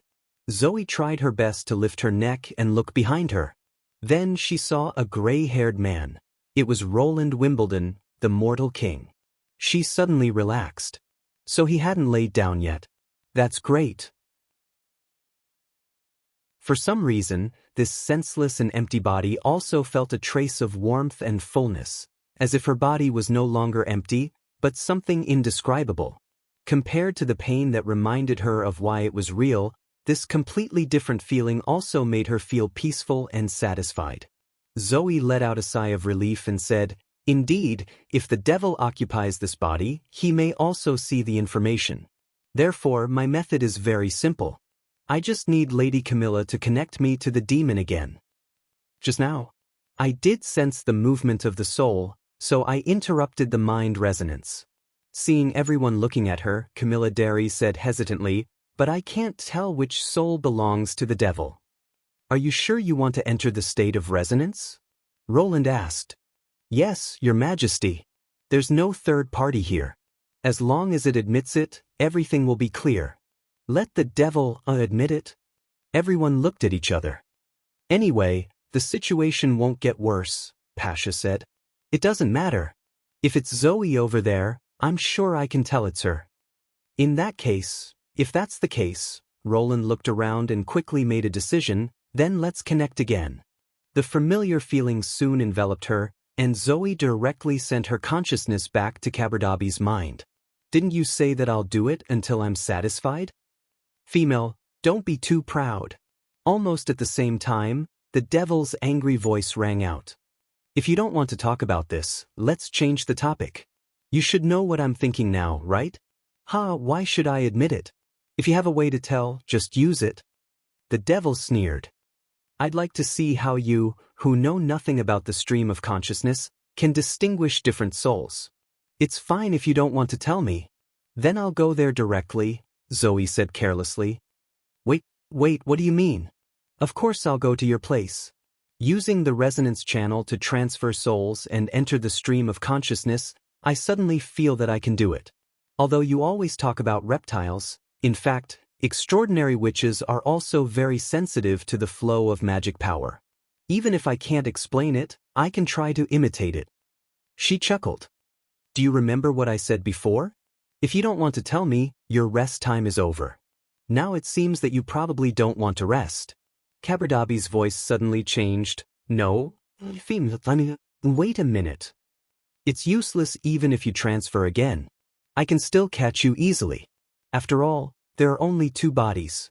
Zoe said calmly, this time, it's not going to end in a few weeks. Are you ready?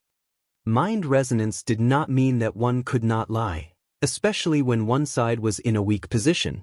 When the devil's strong malice surged towards him, the latter closed its mouth, which was very rare.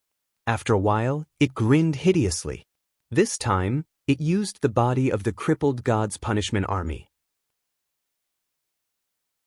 Although it sounded a little embarrassed, it still tried its best to be imposing. Enough. You bugs, how dare you push me, Lord Kabardabi, to this extent? This time, it's your win. Keep your voice down. Don't scare His Majesty, Zoe said unhappily through the mind communication. Ahem, female, the devil could not help but choke. You're trampling on the dignity of the higher races. Have you had enough rest?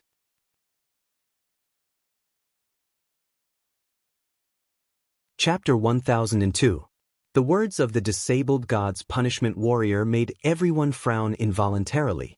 The enemy is fighting 2 wars at the same time, and the other side is their main battlefield? If what Roland said was true, that only a small portion of the demons had fought against humans in the previous battles of divine will, then the situation that had been relatively clear suddenly became a little less optimistic. Based on what he saw in the divine realm, there were a total of 4 competitors in the huge painting. Excluding the underground civilization that had been removed from the list, Roland speculated that the so-called Sky Sea realm was most likely referring to the last and most mysterious painting, the Deep Sea Eyeball. Could it be that after the enemy seized the relics of the underground civilization, they fought with the monsters in the sea, and at the same time had the strength to suppress the humans in the Land of Dawn? If that was the case, then the senior demon's contempt for witches was not groundless. As for ordinary people without magic power, they were probably no different from weeds on the roadside. Of course, he also knew that the demon would not honestly tell him everything it knew. From the fact that it insisted on killing its way into the artillery position alone, to covering up its thoughts and using the mind resonance ability to occupy Zoe's body, it was obvious that even in a desperate situation, it did not give up on the idea of attacking. In a situation where there was no way to tell if it was lying, it was hard to guarantee that the demon was not deliberately bluffing and deliberately trying to cause panic among the humans. Looking at the solemn faces of the people, Roland knew that he had to get the situation back under control. So he shrugged and pretended to be relaxed and looked at Elric. So, this is the real demon? Elric also reacted. Although I don't know what method Zoe used, I don't think she would say such a thing. Good job. You saved me a nap.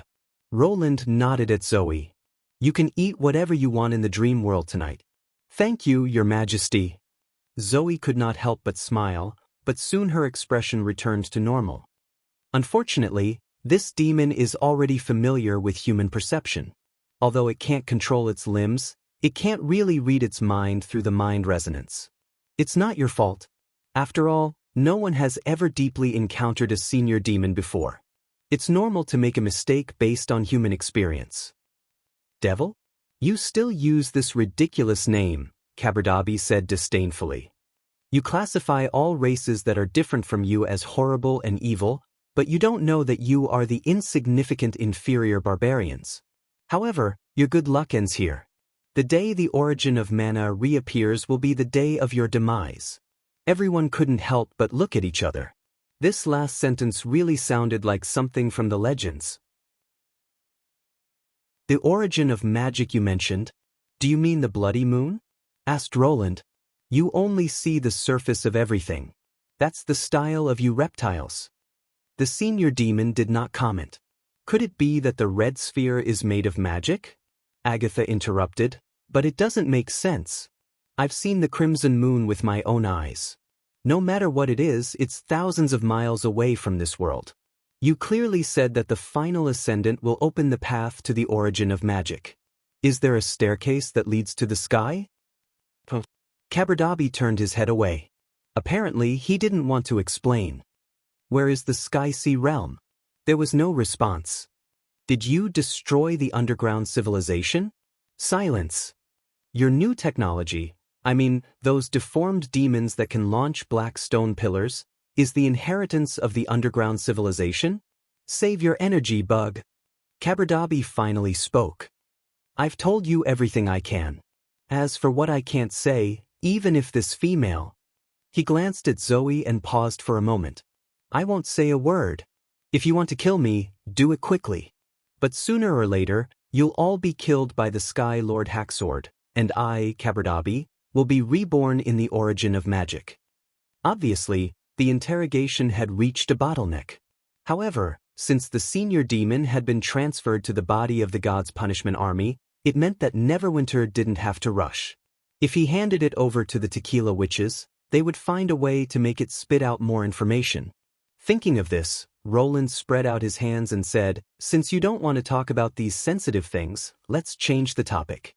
If this war is just a trivial setback for you, how powerful are you? What about the army of the Sky-Sea realm? How are they compared to you? And the Sky Lord you just mentioned, can he compete with the Transcendents? I think these questions have nothing to do with secrets, right? Roland knew that Kabardabi wouldn't be able to resist this perfect opportunity to boast. Oh, Bugs. Kabardabi said in a loud voice, I can only say that we're far more powerful than you can imagine. Do you know why you're reptiles? Because the difference between an advanced race and an ignorant race is like the difference between a bird and a bug. This is determined by the nature of magic power. At the border between the end of the continent and the Sky-Sea realm, our army blots out the sky and the sun. Our movements are enough to intimidate the mountains. If the enemies of the Sky-Sea realm weren't equally powerful, you wouldn't have survived until now. It paused and said, as for the Transcendents you mentioned, if you're referring to the strongest females, they could indeed compete with the Grand Lords. But now, the Sky Lord has improved his control of magic power and has the vigilance and acumen of a commander. In a battle like this, he can drain your blood all by himself. Bugs, when you hear his name in the future, kneel down and beg for mercy. At least he'll let you die a quick death. Roland automatically blocked out the series of exaggerated words. He noticed a few hidden details. The demons' logistics were the greatest weakness of this race. They couldn't move an inch outside of the red mist. If they wanted to support a large army, they had to fight within the influence of the black stone obelisk. To be able to fight the demons in the red mist and even hold up the main force of the demons meant that the deep-sea monsters weren't as simple as they claimed. Using the phrase equally powerful to gloss over it undoubtedly meant that they didn't want to talk about it. This attitude was a statement in itself. In addition, they didn't treat the enemies of the Sky-Sea realm as reptiles, which meant that the deep-sea monsters had also been upgraded. But there was only one eliminated competitor, which obviously didn't match their initial conjecture. Thinking back, the demons didn't clearly state that they were the ones who eliminated the eliminated civilizations. They only mentioned that only the races that could go to the Sky-Sea realm were qualified to obtain the inheritance. There should be some other unforeseen circumstances. Seeing that the senior demon was still boasting about the unparalleled power of their race, Roland interrupted it. In fact, you don't understand what true power means at all. Kabardabi's face suddenly darkened. Bug, what do you know? A true expert doesn't do it to make the world darker, but to disperse the fog with their own strength. When the world is about to collapse, they even burn their own souls to bring light and heat to all things, just like the sun. What are you trying to say? It's simple. Roland cleared his throat. Since you're so powerful, why don't you light the fire?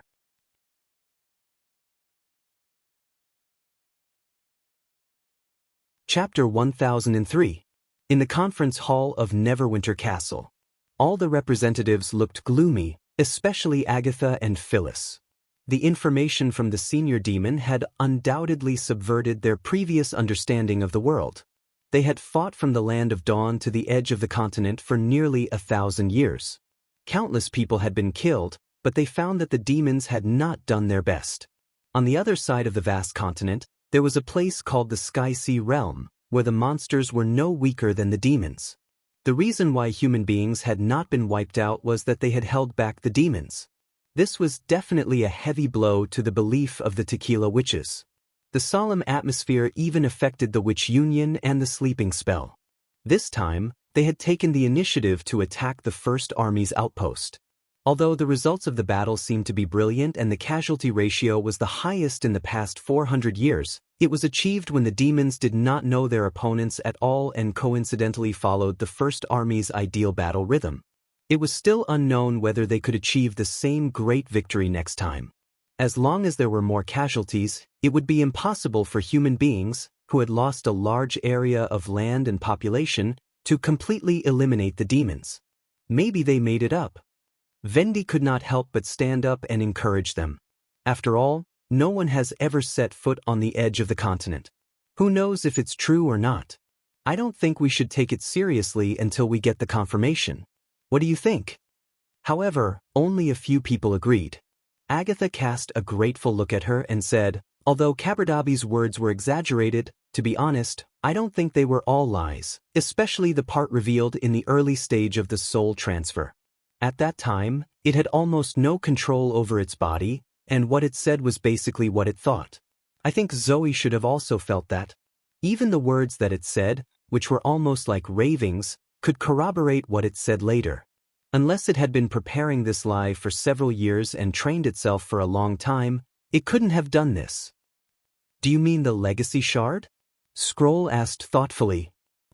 If I understand correctly, the legacy shard of any race, that is, the relic of the gods, can upgrade its own race. Agatha said slowly, if the demons had the ability to defeat us and seize the relic, how could they have missed this opportunity? Therefore, there's only one explanation. They really can't spare any manpower. Obviously, more than one person had come to this conclusion. According to the timeline, the demons were no different from the uncivilized barbarians in the early stages of the first battle of divine will.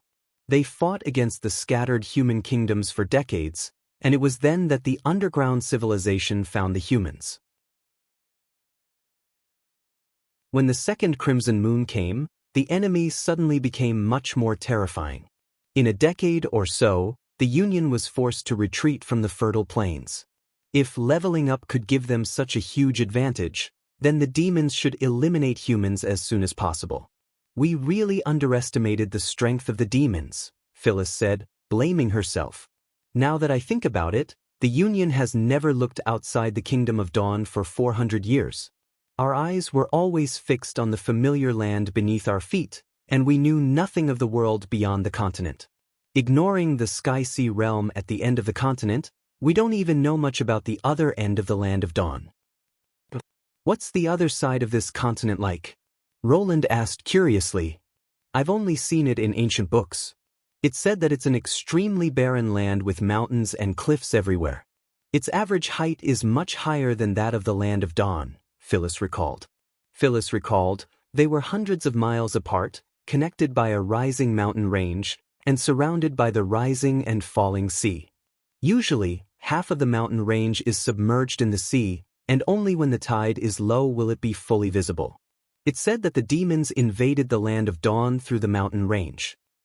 Wait, why does this description sound so familiar, as if I've seen it somewhere before? Roland touched his chin, and suddenly a flash of light flashed across his mind. The towering continental shelf, the endless cliffs, and the huge stone gate embedded in the cliff. Although the last part was not mentioned, the previous description was strikingly similar to what Thunder had seen in the Shadow Waters. Did the exploration team see the continent opposite the Land of Dawn? That's interesting, Roland thought. If Neverwinter is the starting point, then most of the Land of Dawn is in the northwest, while the Shadow Waters is far east of the sea. How could they see the strange continent opposite the land of dawn from there? As long as the world was round, even the most sophisticated telescope would be affected by the curvature of the planet. It was possible to see the sky, but it was impossible to directly see such a distant continent. He noticed that Tilly was also looking at him. Obviously, as a member of the exploration team, she also thought of the wonder she had seen in the ruins of the stone tower at the bottom of the sea. It's not built by the Union, but it's used to monitor the continent where the demons live. Who's the owner of the ruins? It seemed that when Thunder went out to sea this time, he would have to entrust him with a thorough investigation of the ruins. It was not a cursory investigation like an explorer. Instead, with the will of the country as the guide, he would turn every corner of the ruins upside down until everything was clear. Your Majesty? Perhaps he had been absent-minded for a long time. When he interrupted his thoughts, he found Agatha looking at him, her eyes full of understanding and relief. "Are you all right?" she asked. "I'm just thinking about something." He waved his hand. "Please don't worry too much. I know this news is very stressful for you, but there's still hope for mankind," the ice witch said softly in a low voice. "When I first woke up from the ice coffin, you told me that mortals would definitely defeat the demons. Now, I have no doubt about it, even if it takes generations of hard work to achieve." "That's right," Phyllis echoed. "We're only one step away from the ruins of Tequila. After we destroy it, the demons will lose the opportunity to build the obelisk. If they want to destroy us, they'll have to wait at least another 400 years. Even if mankind still fails in the end, it's not your fault. In this regard, you've already done better than the 3 chiefs." Roland blinked slightly in surprise, and it took him a while to react. His brows were furrowed because he was thinking about the ruins. Did he make them think that he was shocked by the demons and fell into confusion and frustration? That's why they tried to comfort me and cheer me up. Thinking of this, he could not help but shake his head and chuckle. That's just a bad draw. It's not in my plan to continue hiding in the corner and leave the demons to the people 400 years later. I don't even know if I can live until then. It's more interesting to deal with all the competitors and solve the mystery of the divine will on my own, isn't it? Your Majesty! Most of the witches present could not help but be stunned. Only Anna raised the corner of her mouth. "Since you remember I said that mortals will definitely defeat the demons," Roland looked at Phyllis. "Do you remember the other thing I mentioned?"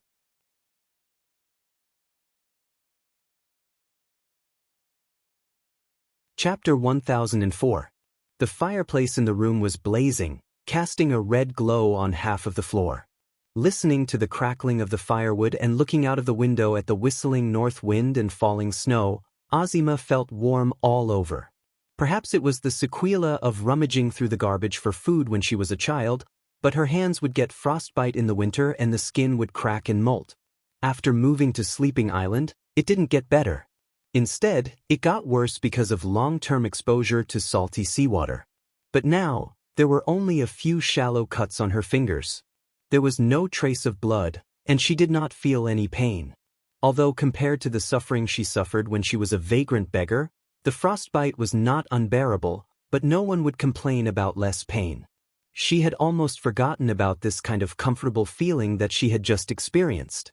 The living environment in Neverwinter was indeed indescribably magical. Even the most common houses were very different from those in other towns. For example, this brick house had thick mortar on both sides of the wall, and every corner of the window was closely connected to the brick. No matter how heavy the snow outside was, the interior would not be affected much. Otherwise, it would be difficult to maintain a sufficient temperature by relying on a fireplace alone. If it were an ordinary house in Valencia, it would have been leaky and the doors and windows would be whistling. In addition, there was a hole in the fireplace, which could transmit some heat into the bedroom next door.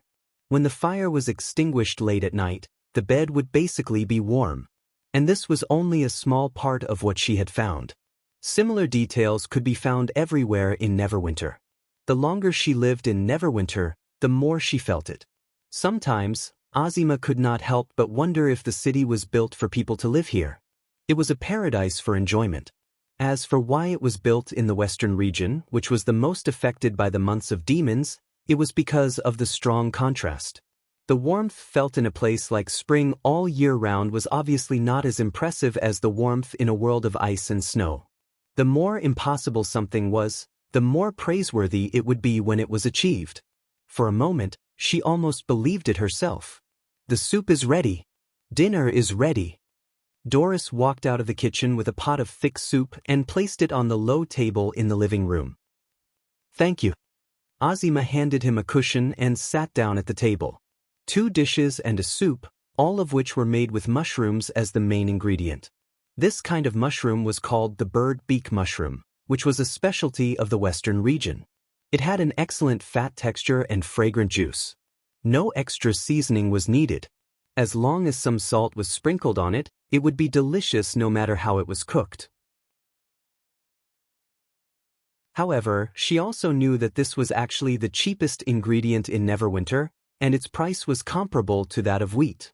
I took advantage of the market clearance sale and bought a lot of mushrooms to store in the house, Doris said happily.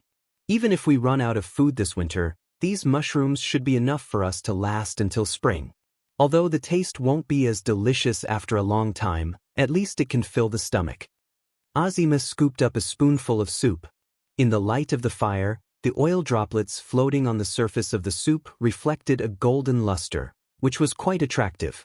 When she put it into her mouth, the rich fragrance immediately filled her mouth and flowed along the hot soup into her stomach, causing her entire abdomen to warm up. The taste was still impeccable, but she didn't have the same appetite as before. After drinking only 2 spoonfuls of soup, Azima put down the small bowl in her hand. What's wrong? Doris quickly noticed that Azima was acting strangely. I'm thinking whether I made the wrong decision that day. After a long silence, Azima said in a low voice, leaving this place should have been my plan alone, but now I've made everyone and their long-lost relatives lose the chance to live a better life. If Whitey and the others hadn't been freed from the sleeping spell, they might have lived in a big house with a heater by now, instead of a few people crammed into a small room with no room to turn around. Why do you suddenly say this? Doris was stunned for a moment and then comforted her. No matter how small the house is, it's always a shelter. Moreover, their relatives will gradually move out after they save enough money for the down payment. Although it's not as good as the place where the sleeping spell lives, I think it's good enough for 2 people to live in, compared to the days when we were homeless. But it's different now. She interrupted Doris, her tone even a little irritable. Azima had underestimated her own ability and the situation. In the past, she could take everyone to rummage through the garbage for a long time or fight with a group of stray dogs for food. How could she put down her pride and do such a thing now? Even if the other sisters didn't care, she didn't want to make a fool of herself in front of Tilly and the others. She submitted several job applications to the city hall in the way ordinary residents did, but none of them were approved. The Ministry of Construction and the Ministry of Industry all recruited strong adult men, which meant that she couldn't work at the construction site or the furnace area, which had the lowest requirements. In addition, most of the positions required literacy, and those with slightly better pay required a primary education diploma. Even the clerk at the city hall suggested that she go to college to finish her studies first, so as not to delay her bright future. Among the 6 of them, only Doris and White Pear had an unstable job. Doris was employed by the Witch Union to re-enchant the enchanted copper rod created by Miss Mystery Moon. Her salary was close to that of the witches living in the castle, and she could earn about 30 to 40 silver royals a day. Unfortunately, this job was not available every day. Sometimes it was less than once a week. Doris worked as an assistant in a tailor's shop. Since it had nothing to do with her ability, her salary was basically the same as ordinary people, ranging from 15 to 20 silver royals a month, depending on the specific working day. The other sisters also encountered the same predicament as Azima. In other words, the living expenses of the 6 of them fell on Doris and White Pear. Because of this, the warmer and more comfortable life was, the more Azima felt guilty. She had refused Vendi's kindness because she wanted to prove to Nightingale that she was not a coward. Even without the help of the sleeping spell, She could still go on as she wished. However, the current situation undoubtedly made her feel embarrassed. Therefore, there was a hint of impatience in her voice. However, as soon as the words left her mouth, Azima regretted it. "Sorry, I didn't mean to." "It's okay." Doris held her hand. "I know how you feel. What I want to say is that we all agreed with you and decided to leave the sleeping spell together. It's not anyone's fault. As for the living expenses, you don't have to worry about it. You've done so much for us before. Can't you let us pay you back now?" "Pay me back? I'm not doing this for you." "Then we'll do the same, okay?" Doris blinked. "But..." Azima did not know what to say. Looking at the sincere face of Doris, she suddenly felt something surging in her eyes. This feeling, which she had not felt for a long time, was strange, like a rusty iron lock. When it was opened again, it even felt a little sour. However, she tried her best to bear it. As a trusted leader, she had already lost her composure by saying those words. She could not allow herself to make another mistake. Just then there was a knock outside the door. "Who's it?" She quickly looked away, withdrew her hand, and stood up. This was both a question and a cover.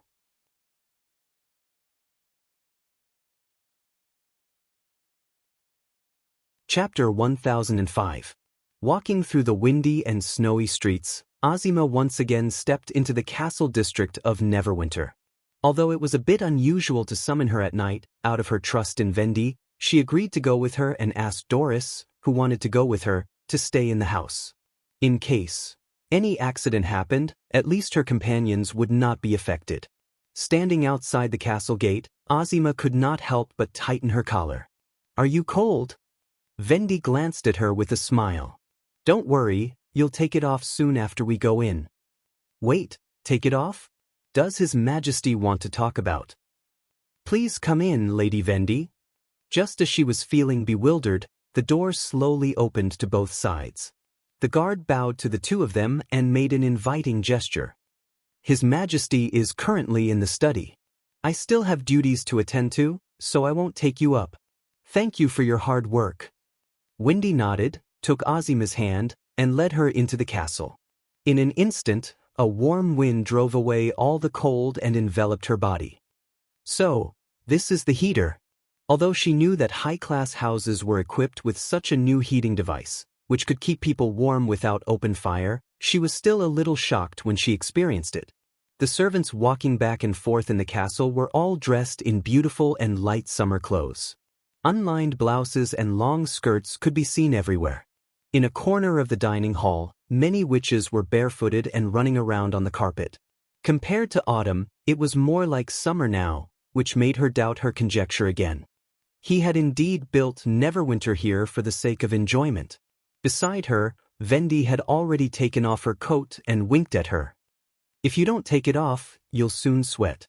If you go out again, you'll be in trouble when the cold wind blows and catch a cold." I know." Azima unbuttoned her coat stiffly and involuntarily glanced at Vendi's chest. Although her chest was not small, it was still much smaller than Vendi's. If His Majesty really had that kind of idea, he wouldn't have looked for him, right? With this self-deprecating thought, she followed Vendi up to the third floor and entered the Lord's study. "Your Majesty, Azima is here." "I salute you, Your Majesty." Azima bent down and glanced at the people in the room out of the corner of her eye. Finally, her eyes fell on a gray-haired man behind the desk. The man in front of her was the King of Grey Castle. She realized that before she got rid of the sleeping spell, she had only seen him from afar at the banquet. Now that she was looking at him from such a close distance, the first thought that came to her mind was that the King of Grey Castle was too young. He had defeated his brothers and sisters before the age of 30, defeated the church, and cleanly took over all the kingdoms and territories. Was this really something that someone his age could do? She could openly object to Tilly, but she could not treat him with the same attitude. Once they left Neverwinter, the sleeping spell would no longer have anything to do with them. However, unless they escaped from Grey Castle, they would be under the control of this man anywhere in the kingdom. Even if she was not afraid of authority, she had to think about Doris and the others. Don't be so polite. The king's voice sounded very calm. In fact, I've been wanting to see you for a long time. I chose to meet you at night because your ability is of great significance to the kingdom. Now that the time has come, I don't want to wait another day. Azima looked up in surprise. You mean you want to recruit me? And it seemed to be a special recruitment. The witch union usually offered a higher price for jobs that required the use of their ability. But what did he mean by the time he mentioned? That's right, it's a fixed contract, and the remuneration is also very considerable. Roland raised his teacup and took a sip. 2 gold royals per month, until you complete the task, after which you will be rewarded with another 50 gold royals. What do you think? Azima's heart skipped a beat. Not to mention the reward, the salary of 2 golden dragon coins per month was already equal to the subsidy of the sleeping spell. With this income, she could not only solve her living expenses independently, but also help her companions. As for the remaining 50 golden dragon coins, it would be a good choice, whether it was capital for leaving or for Whitedale and the others to buy a bigger house after they found their relatives. This recruitment had come at the right time. However, after a long period of wandering, she knew that there was no such thing as a free lunch in this world. Nobles were good at using benefits as bait to lure people into a trap. Even if the other party was the ruler of this kingdom, she could not let her guard down because of this. The pay is indeed considerable, but I need to know what you want me to do first before I can give you an answer. Her ability was most practical in the wilderness. She was good at finding water sources, beast nests, and fruits, but Neverwinter did not seem to be short of these things. It's very simple. Help me find a kind of stone. Roland took out a box from the drawer and opened it on the table. This shouldn't be a problem for you. Can I have a look at it? Of course. Azima stepped forward and held the thing in the box in her palm. It was about the size of a thumb and was flaky. Its surface was smooth and cold. Obviously, it had been carefully polished. It was more like a special coin than a stone. In addition, it was grayish-black all over and did not have any outstanding features. It was hard to imagine that this thing would arouse His Majesty's interest. She hesitated and said, "If it's just a stone, I'm afraid it'll be difficult for me to find the source you want." When I was on Sleeping Island, a Chamber of Commerce once asked me to find the source of gems, but my ability led them to the Burning Fire Islands, where there was nothing but hot and dry sparkle stones. For this, the sleeping spell even paid a sum of money for going to sea. I guess that should be bauxite. In terms of composition, it can indeed be regarded as the source of gems. Roland chuckled carelessly. As for whether you can find what I want, you can try now. Are those black lumps the same as the gems? Azima suppressed her doubts and performed her ability on the stone in her hand. In an instant, a dazzling green light burst out from her hand and almost occupied half of her field of vision. The light was so brilliant that it was no less than the lights in the castle. At the same time, a green light also bloomed from the king's desk. She could not help but be stunned. Only she could see the light.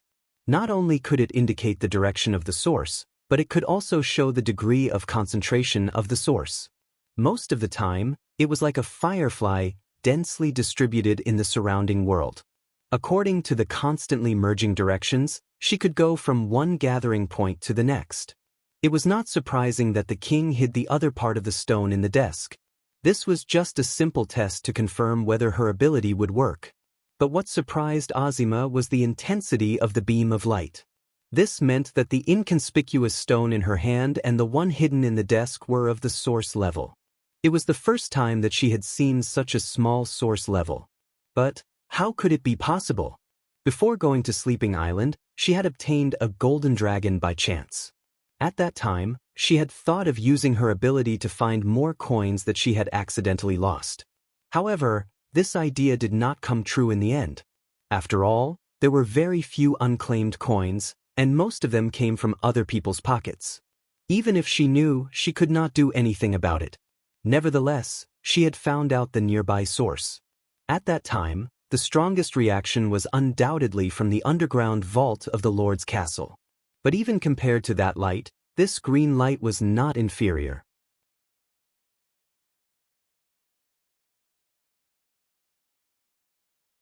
Chapter 1006.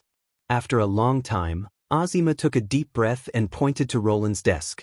There should be another equivalent one in your drawer. Exactly. Roland smiled with satisfaction and then placed another square box on the desk. But I'm a little curious.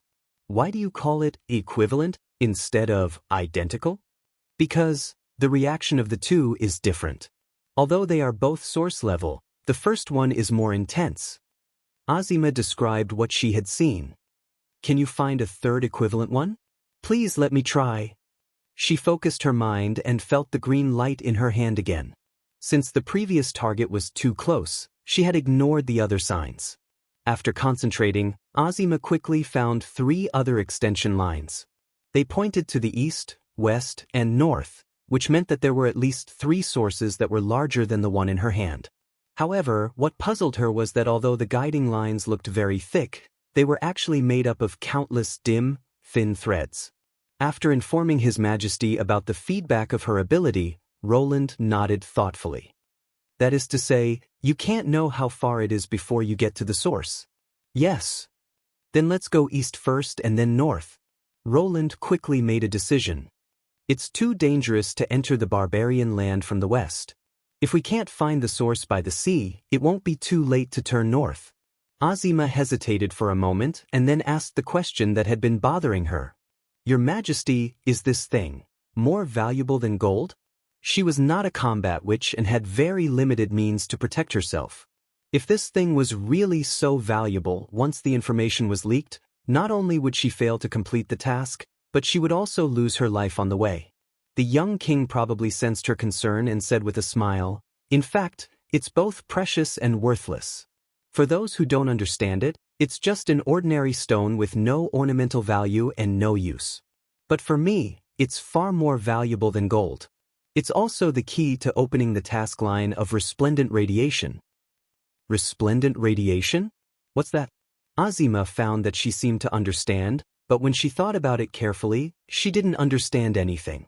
But considering the uncertainty of the journey, I naturally won't let you search alone. Roland pointed to a guard beside him. His name is Sean, and he's your protector on this trip. In addition, there will also be a team of engineers from the First Army who will go with you. The first priority for this mission is to find the source, so if you need any assistance from other territory officials, you can ask Sean to do it. You mean, let those lords work for me? Azima asked in surprise. Why not? Roland shrugged. They are no longer the masters of the land they used to be. It is their duty to obey the orders of the central government. He paused for a moment. Since it might take a long time to find the source, you can get 30% of your salary in advance, and the rest will be paid once a month. This is the entire contract. What's your reply? Azima thought for a moment and said, Your Majesty, can you send the salary to Doris? In principle, no problem. Roland raised his eyebrows and said, If that's what you want, then I accept the job. She bowed and said, I'll be ready to set off tomorrow morning. Although there were still many things she didn't understand, at least, she didn't have to worry about her predicament anymore. Besides, she didn't see anything unreasonable about this mission. Besides, with the help of the First Army, it was only a matter of time before they found the source. With the reward of 50 golden dragons, her partner's life would be greatly improved. She couldn't wait to share this good news with Doris. That's good. Roland stood up and said, Then I look forward to your good news. After Vendi saw Azima off, Roland returned to the French window, looked at the city under the night sky, and let out a long sigh. It's finally begun. Making the sun. Nightingale emerged from the mist. I always feel that you're particularly motivated when it comes to this. Because this is a path of pursuing the fire. Roland sighed and said, From this moment on, mankind has entered a new era. From looking up at the sun to competing with the light, I'm afraid there's nothing more romantic than this. He turned around and pointed above his head. Do you see a yellow exclamation mark? Nightingale shook her head with a smile and said, I only see a dreamer talking to himself. Ahem. Roland almost choked on his saliva. Hey, is it really okay to be so straightforward? I don't want to lie in front of you. Azima looked away and pretended to be innocent. Roland stared at her with a mixture of anger and amusement. Although he knew Nightingale was only joking, he was afraid that this was also what most people thought before they made the real product. Even he himself was not sure whether this plan would succeed. If there were no witches, he would certainly not have such a delusion. The resources, manpower, and financial resources needed to build the Manhattan Project in his later life were enough to bring down a large country. Trying to replicate it from scratch was tantamount to a fool's talk. However, with the help of magic power, it was not impossible to reach the sun. Moreover, the main feature of this project was that the investment was extremely small, and the main task was concentrated on a few witches. Making a nuclear bomb with bare hands would be a joke in another world, but in this world, it was actually somewhat possible. Therefore, as a preliminary research plan, it could be carried out at the same time as the existing major industrial projects. Even if it failed, it would not have much impact on Roland. In fact, from the moment Lucia evolved on the day of adulthood, he had been prepared in this regard. Taking the opportunity to collect the corresponding elements on the periodic table, he asked the chief alchemist Kyle Sichi to determine the original sample of uranium from a large number of separated elements and properly stored it.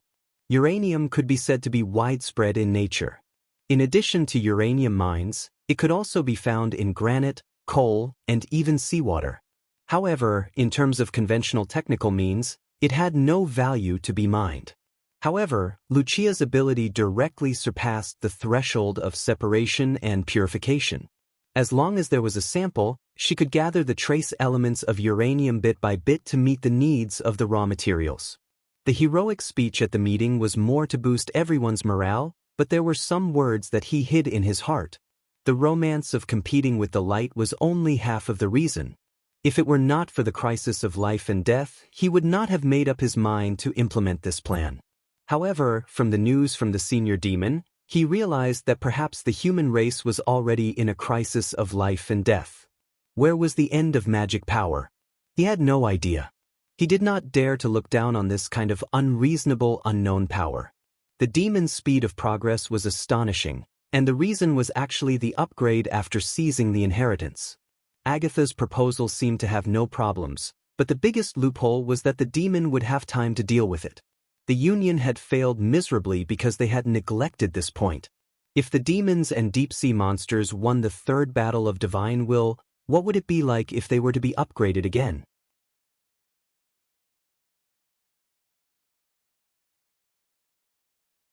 Chapter 1007. Why do you look so serious? Nightingale suddenly laughed. In fact, I'll believe whatever you say. But you have to give other people some time to accept it. Otherwise, if you say that something the size of a palm can turn thousands of demons into ashes, no one can imagine it, especially after seeing the real thing Lucia separated. Really? Roland touched his cheeks, probably considering that humans were facing a life-and-death race against time, which made him unconsciously feel a sense of crisis. But you're right. After all, before I see it with my own eyes, even I don't quite believe it. He turned around and held the inconspicuous stone piece in his hand. This was the beginning of the path of pursuing fire, purified uranium. With just a few words, it was indeed difficult for people to associate it with the glorious thing. The silver-white surface had become dull because of oxidation, and the cold touch had nothing to do with light or heat. However, Roland knew that under the right conditions, it would naturally show its magical side. In order to collect it, Lucia and Spear had been busy at the North Slope mine for almost a week after the meeting, decomposing the broken granite around the mine. The Countess even complained about it, thinking that it was inappropriate for her to rummage through the rubble. Using this as an excuse, she took away 5 apprentices from City Hall. But the result was this small piece. Compared with the original sample, this thumb-sized piece of uranium was more than 90% pure. Under Lucia's adjustment, it was divided into 2 layers, with uranium-235 on one side and uranium-238 on the other. The ratio was 1:99, which was also the natural ratio of the two in nature. In other words, the uranium element on the surface of the stone piece, which was less than a strand of hair thick, could already be called weapon level.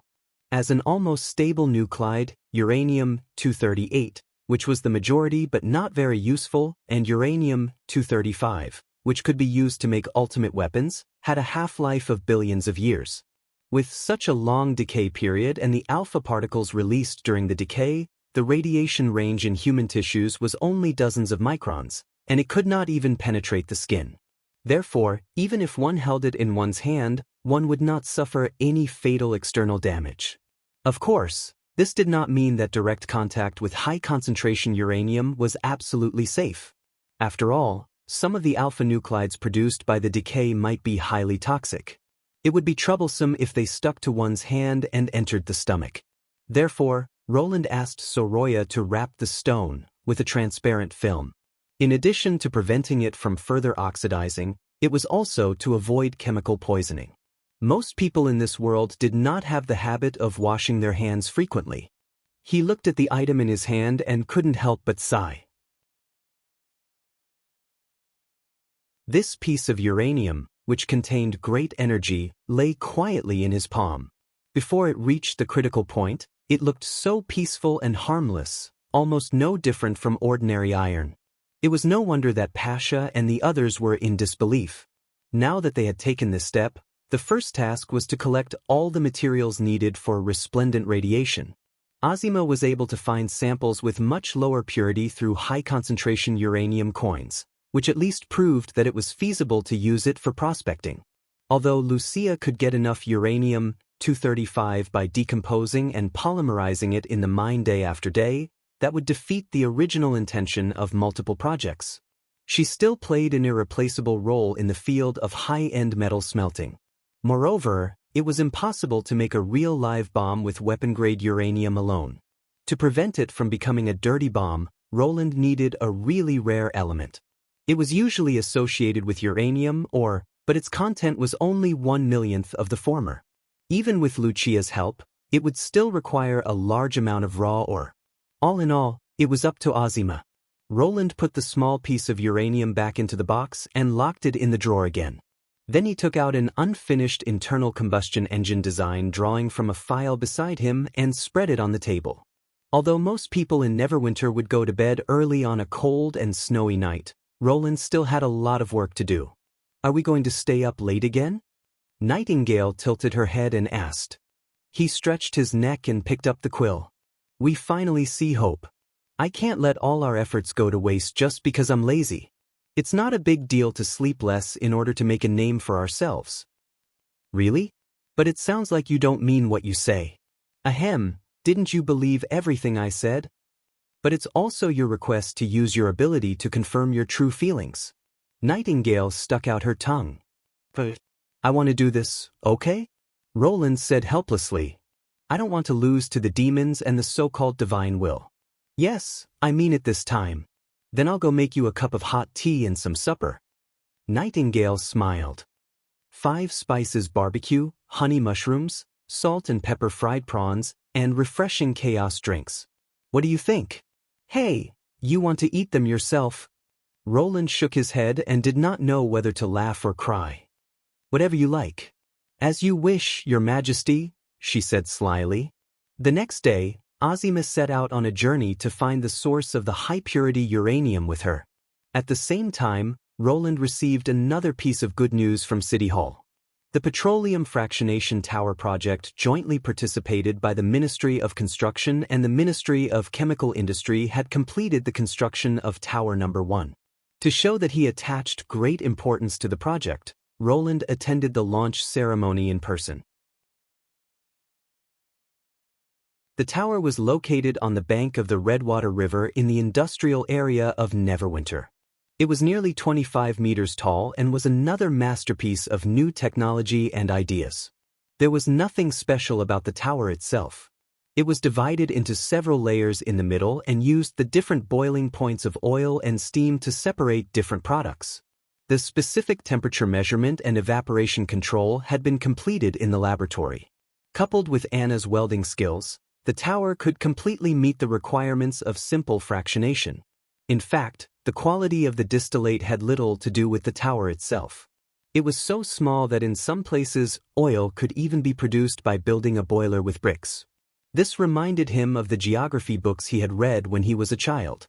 It was written in the books that the motherland was vast and had everything. However, when he grew up, he realized that the quality of the resources was generally not good, which created a lot of problems for refiners. He found that resources were as different as appearance. The gap between high-quality minerals and low-quality minerals was vast and could only be made up by hard work. The same was true for oil. Crude oil, which was rich in wax, sulfur, and inorganic salts, was as thick as mud and could not be ignited by fire. It could not be used without further processing. However, light oil, such as the oil fields in Borneo, could be easily ignited and could be directly used as fuel after being extracted. The Black River, which covered almost half of the southernmost region, belonged to the latter. After learning that there was a phenomenon of self-eruption, Roland began to pay attention to this desert. The fact proved that the oil collected from the Endless Cape was indeed of good quality. After fractionation, it could basically meet the current requirements. Although it was not as refined as the products of the later generations, he did not need to pursue a one-step solution.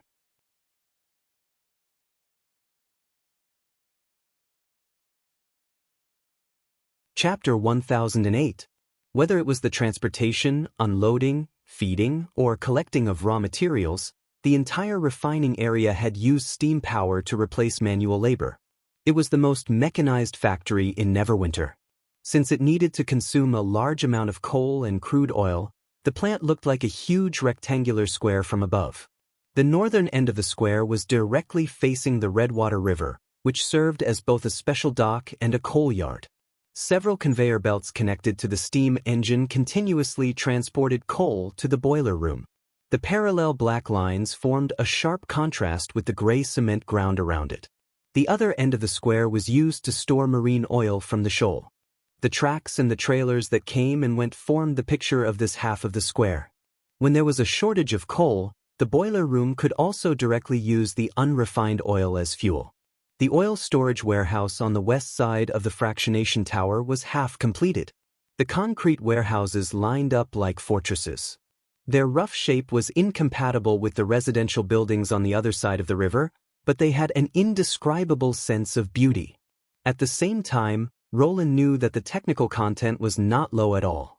From the pressure relief valve to the inspection window, the conveyor pipe to the anti-static equipment, from the construction details to the operating procedures, it would not have been so smooth without the experience of the chemical plant. To his relief, he only did the final review and approval of the overall plan, and the design process was completed by the Ministry of Construction and the Ministry of Chemical Industry. Obviously, the mines, the furnace area, and other projects had given them a lot of experience, and they boldly applied it to the new project. Since there was no unified industry standard in this era, from the elevator to the traction winch, each machine had to be processed and assembled by the factory after the parameters were determined on the spot. If one didn't have basic knowledge of engineering and literacy, it would be difficult for both sides to communicate with each other. 2 years after the compulsory promotion of universal education, the effect was gradually showing. As the temperature of the boiler continued to rise, the oil that was heated to the state of steam gushed into the fractionation tower.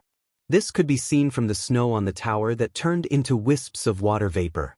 At this moment, the northern wind had basically calmed down, leaving only the snow falling slowly from the sky.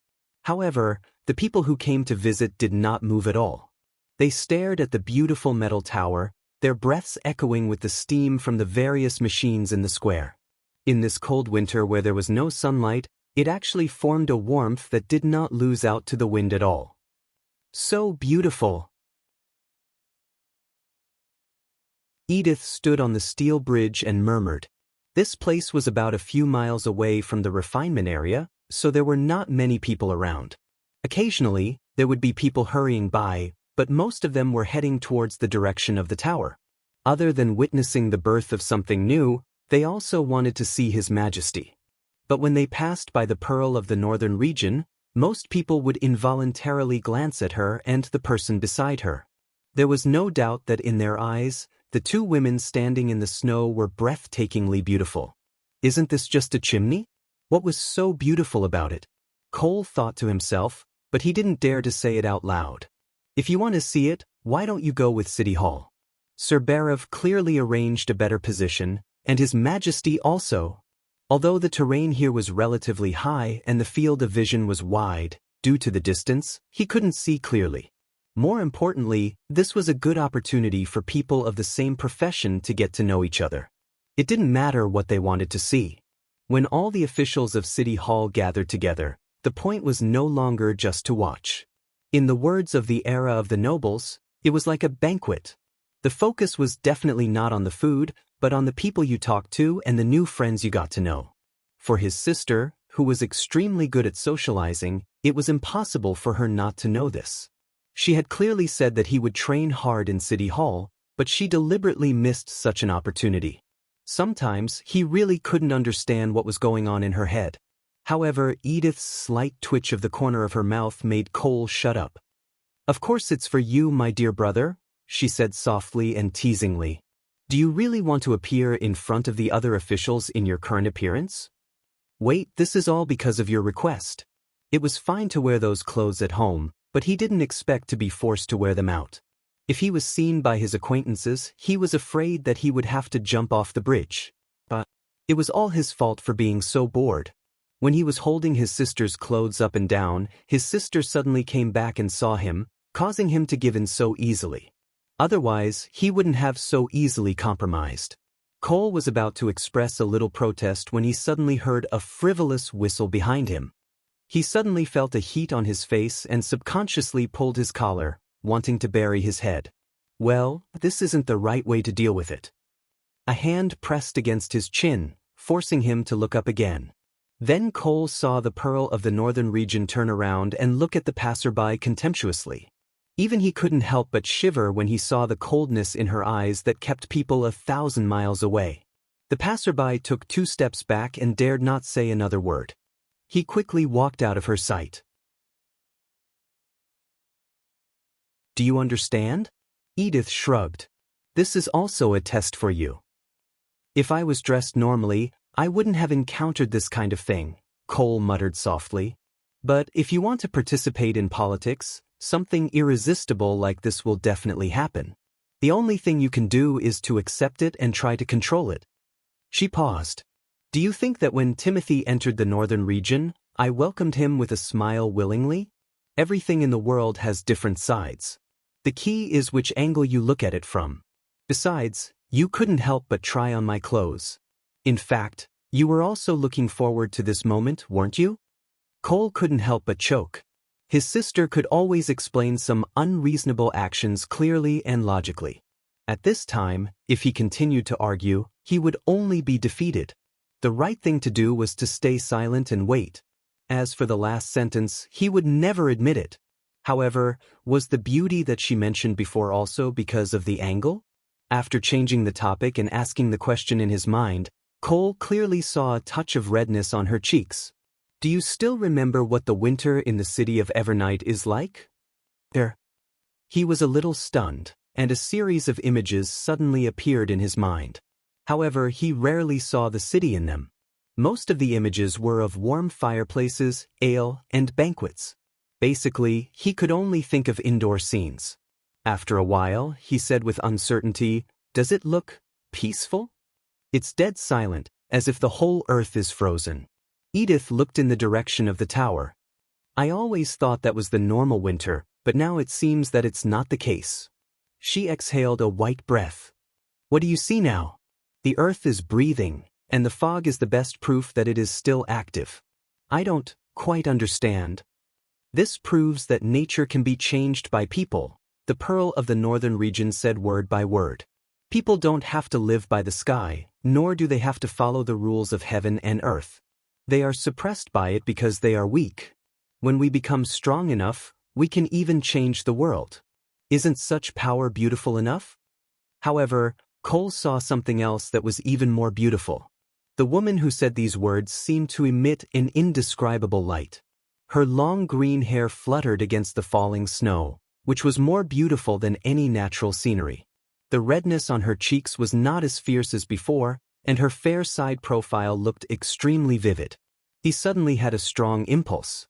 He wanted to know what the world in Edith Kant's eyes looked like. There's oil. As people around Tower 1 cheered, there was a commotion among the crowd. What's the oil? I heard it's oil. Is it for frying bread? How can that be? What's piled up in the yard is coal, not fat meat. No matter what it is, since it's what His Majesty wants, it must be something special. So we can celebrate. Yes, long live His Majesty. Long live His Majesty. Soon, more people joined in the cheering. Even though they did not know the significance of the fractionation tower, they could not stop themselves from sharing the joy at this moment. The cheering spread like waves. In just a few minutes, the entire refining area was boiling with excitement.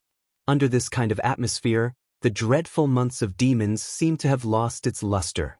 Looking at the black and white smoke rising from the riverbank and the silver tower flickering in and out of the smoke and snow, Roland's heart was filled with a sense of accomplishment.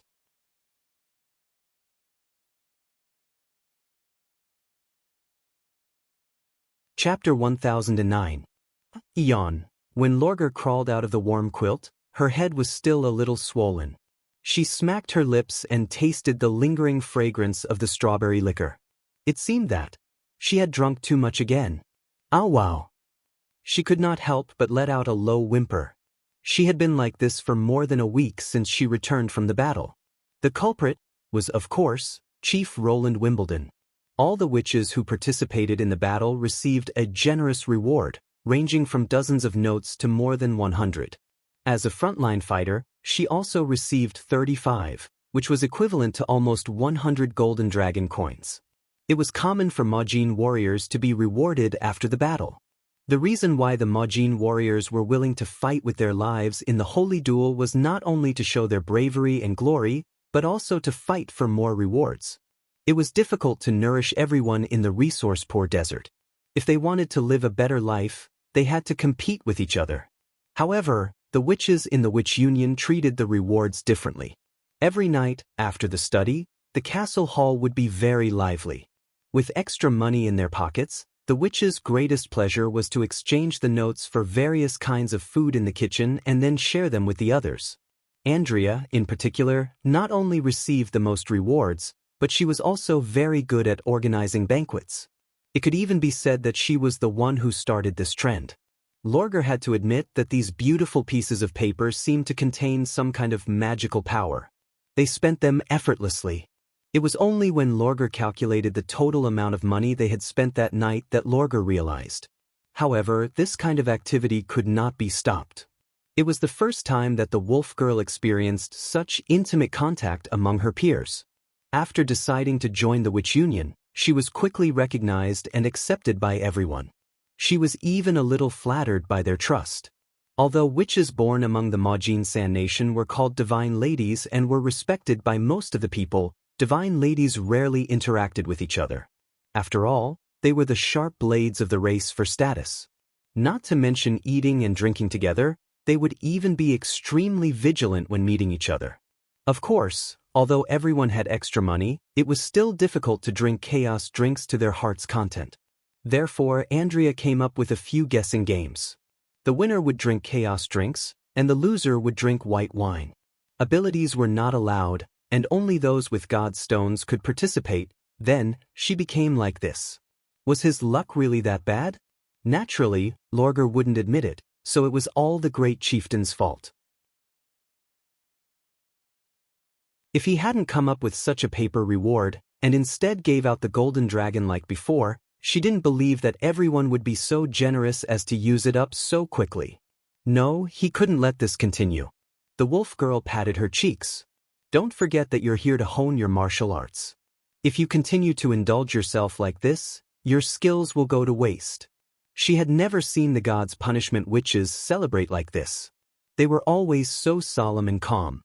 This was the tempering of outstanding warriors. Lorgar took a deep breath, put on her sweater, and got out of bed. She planned to go to the third border city after washing up. Everyone there had extraordinary skills. Since he was not allowed to leave the city alone, it was not a bad choice to spar with them. As soon as she walked out of the bedroom, she noticed a piece of parchment tucked under the door of the living room. After joining the witch union, she moved to the witch building in the castle district and lived with Sharon. However, Sharon only slept here when necessary, so most of the time, she was alone in the room. So this was for her? Curiously, Lorgar took out the parchment and found it was a letter. She opened the seal and saw her father's familiar handwriting. "My daughter, how are you doing in Neverwinter? Did anyone bully you?" The handwriting was still sloppy, without the complicated opening and wording of the northern letters. But at that moment, she smelled a hint of desert. She couldn't help wagging her tail. Although Lorgar had made up her mind when they parted and didn't think that she still needed her family's care, she still felt a warmth from the bottom of her heart when she saw this sentence. "How could it be? Do you think I'm a 3-year-old? She muttered. It seems that I didn't ask this question. Because you're Lorgar Burning Flame, the 3rd princess of the Wild Flame clan. Only you bully others, no one will bully you, right? Members of the clan have now moved from Iron Sand City to the port of Clearwater and have been allocated a good piece of land near the river. Although I don't know how the chief treats you, at least he didn't break his promise here. The holy duel has basically been carried out. As long as you can find a job, you don't have to worry about starvation. Therefore, more and more tribes have moved here, and there have been many conflicts over resources. But the northern people are different from the Queen of Clearwater. They forbid private fights and resolutely use the northern law to solve problems. It's a bit inefficient, but at least we don't have to worry about being used as consumables. There are many Sand Nation people who agree with this, so the order is not bad. In addition to rebuilding the port of Clearwater, the tribe has also opened up a lot of farmland in the suburbs outside the city to plant the wheat transported by the river. The Fallen Dragon Ridge has sent several groups of people to teach us how to dig ditches, fertilize, and harvest. I have to say, it's really easy for the northern people to fill their stomachs. The food we collect from the oasis is easily grown by them, and they can grow it several times more than we can. Now everyone is almost living like the northern people. I'm not saying it's bad, but I always feel that something is missing when we don't have to hunt those cunning prey and hone our willpower and strength. My daughter, do you have any good ideas? You should ask the eldest brother these questions. Lorgar curled her lips and continued to read. After talking about the things here, it's time to talk about you. I mean, if the chief treats you well, you might as well find an opportunity to show your service to him. I heard that the northern nobles have many hobbies. Maybe he's one of them. The wolf girl suddenly rolled her eyes. Well, put away your claws, I was just saying. Compared to this, I actually want to know to what extent your skills have improved. Did you meet a terrible enemy? Compared to when you first left, you should have made a lot of progress, right? But remember, no matter when, don't be impatient and blind, and never forget the path you are pursuing. Reading this paragraph, Lorgar only felt her cheeks burning, and she almost wanted to bury her head in shame. She did meet the demons and had a big fight with them, but she basically played no role. She thought that the front line would be the first to encounter the enemy, but she didn't expect that the enemy could not even get within 300 meters of the position. She didn't even see the face of the enemy except for being covered in dirt by a strange stone pillar. If she had known this, she would not have chosen to stay in the front line. At least she had fought in the artillery camp in the rear. In addition, she wasn't used to using the special firearm that the great chief had forged for her. Its power was indeed astonishing, but she always felt that it wasn't her own strength. She couldn't control it as she pleased, and it wouldn't grow with training. It was very difficult to associate it with a martial technique. And thinking of the indulgence after the war, Lorgar could not help but feel even more guilty. If not for the short paragraph at the end of the letter, she almost wanted to fly to the 3rd border city. However, the last part of the letter made the wolf girl frown. By the way, there is a small problem. I heard that the Iron Sand City is not very stable recently.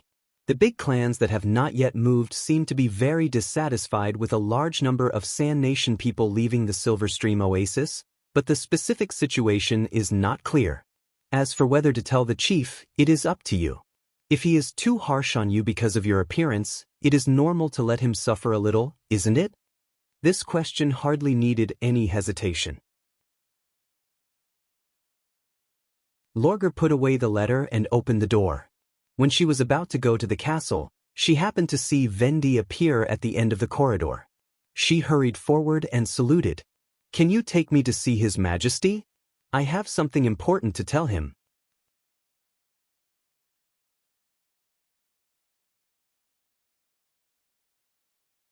Chapter 10:10. Unexpectedly, the great chief did not meet her in the study. When Lorgar followed Vendi into the reception hall on the first floor of the castle, she found that besides Roland Wimbledon, there was also a strange woman in the hall. She looked at the woman curiously, and the latter was also staring at her.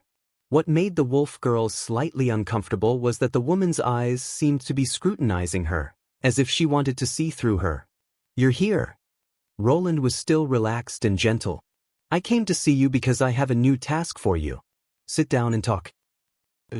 After staying in Neverwinter for half a year, Lorgar had basically figured out the great chief's temperament of not paying attention to etiquette.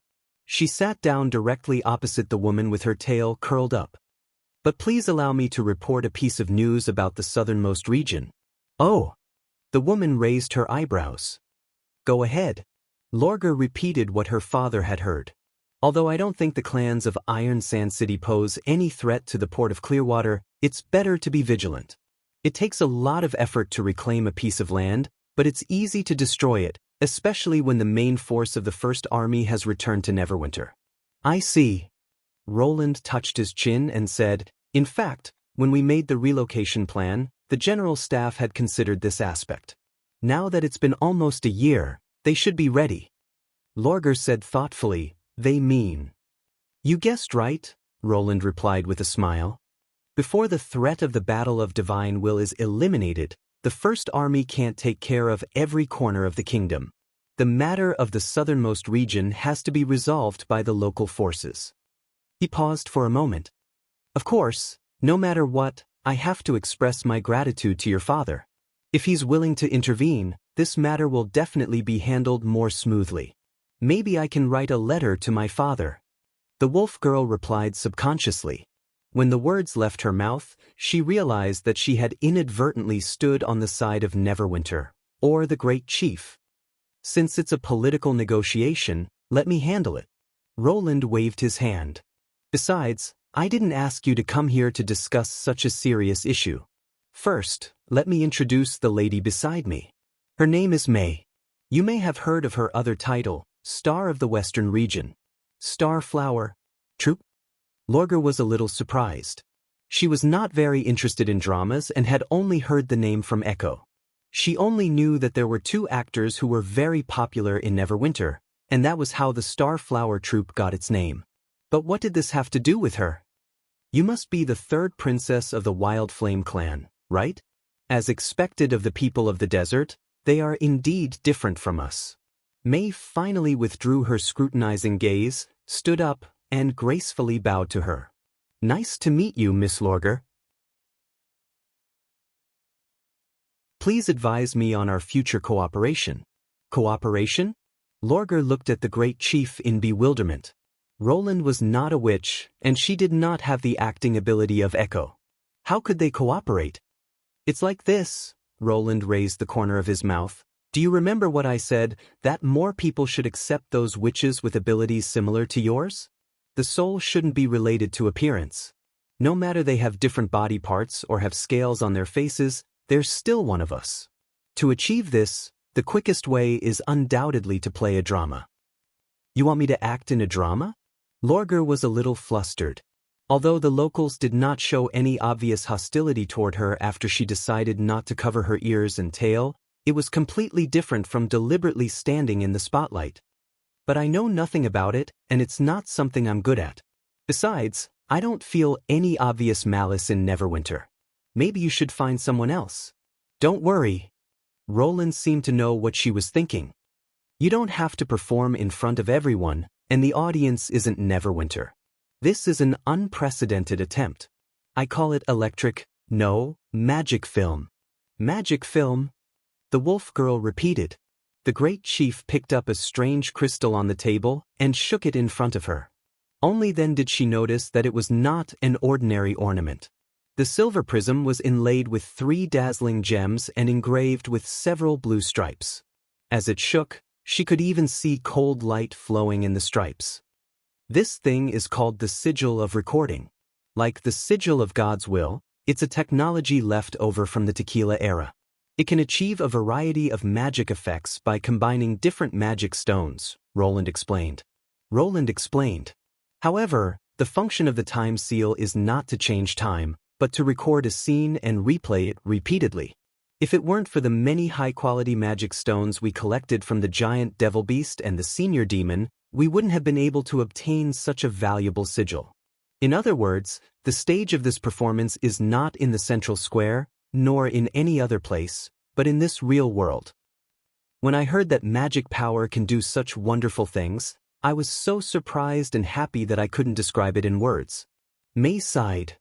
Miss Lorger may not know much about plays, so you don't know what it means. It's difficult for an actor to maintain the same level in every play due to age, experience, and other factors. Therefore, there's only one peak performance. But now that His Majesty can record this scene, it means that as long as we prepare in advance and rehearse a few times, we can repeat the most wonderful performance repeatedly. Every movement and every expression is in a state of full concentration. This is like a miracle to us. I heard that this kind of sigil was originally only used to record important meetings and ceremonies, but to be able to relate it to a drama and decide to create a story based on the real background, I must say that His Majesty's idea is truly a genius. May praised without reservation. I bet that as long as this news is released, no actor will be indifferent. Even if they have to pay a golden dragon, they won't let go of this historical opportunity. Ahem. The chief showed a rare look of embarrassment.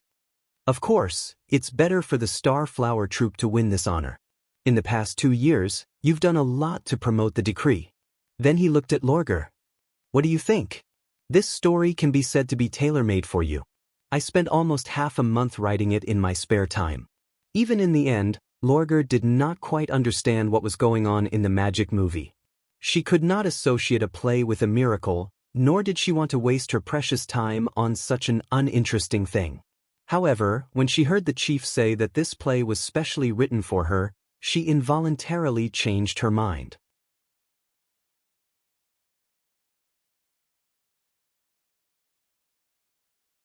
Chapter 10-11. After everyone left, Nightingale said, "Half a month's free time? Didn't you just make this decision 2 days ago?" "Don't mind the details." Roland pretended to be nonchalant. "If I didn't say so, do you think she would agree immediately? If Lorger doesn't agree, Joan will have to play the role.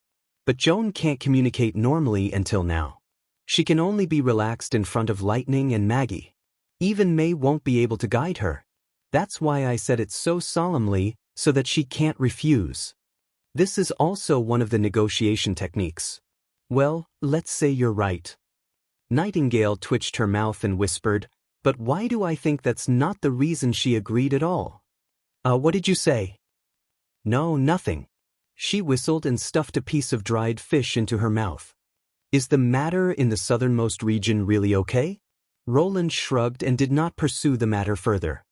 If it was before the Great Relocation, it might be quite bad news. After all, no one knew what life in the port of Clearwater would be like at that time. But now it's too late for the conservatives to obstruct us.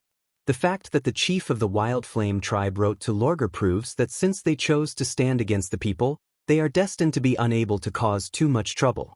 There were a troop of 500 recruits stationed in the Fallen Dragon Ridge and the port of Clearwater, but he did not intend to use this force to go deep into the desert. As long as he informed Brian, who was still in the southern region, he should know how to deal with this matter. The stage of persuasion and demonstration of power had passed. If anyone still wanted to disrupt the order, he did not mind giving them a taste of the iron fist of dictatorship. But it was not worth investing too much energy in such a trivial matter. Roland turned his attention back to the sigil of recording. It had been more than half a month since the Months of Demons. In the past, the focus of Neverwinter's work would undoubtedly have shifted from construction and expansion to defending the city. This did not even need to be publicized. People had long been ready to fight against the demonic beasts. However, the strange thing was that the entire Northwest was quiet. Not to mention large-scale mixed-species herds, even sporadic demonic beasts were rarely seen. Lightning once flew to the Hermes Plateau, and the situation there was the same. The flag of the royal family of Grey Castle was fluttering on the wall of the new holy city. The nuns were moving bricks back and forth to repair the new blockhouse. The garrison of Coldwind Ridge had also entered the line of defense. However, there was nothing at the end of the snowfield, as if the fertile plain had been frozen. After some discussion, the ancient witches came to the conclusion that perhaps it was the demons who had helped them block the invasion of the demonic beasts. It made sense. Although the Tequila ruins were just an inconspicuous dot in the middle of the plain, there must be a lot of transportation lines and outposts behind it. Perhaps the demonic beasts had already been wiped out. In any case, it was a fact that the border was peaceful. Coupled with the impact of the heavy snow, the progress of various projects had slowed down. In this era of extreme lack of entertainment, the slightest bit of leisure would be magnified. Just look at the witches in the castle who were addicted to playing cards and feasting every day. It was taboo to completely relax after a victory. In order to maintain the vitality of the city and find a way for the witches to release their magic power, the idea of making a movie came into being. Roland had already seen the effect of the sigil of recording in the reflection church of the old holy city. The completely realistic picture and the sense of presence almost crushed the 3D photography of the later generations. In a sense, it was a kind of reproduction of the scene. Before the breakthrough of virtual reality technology, the sigil of recording had irreplaceable application value. Just an ordinary stage play could make the citizens watch it with relish. What would the reaction be if it was a realistic 3D movie?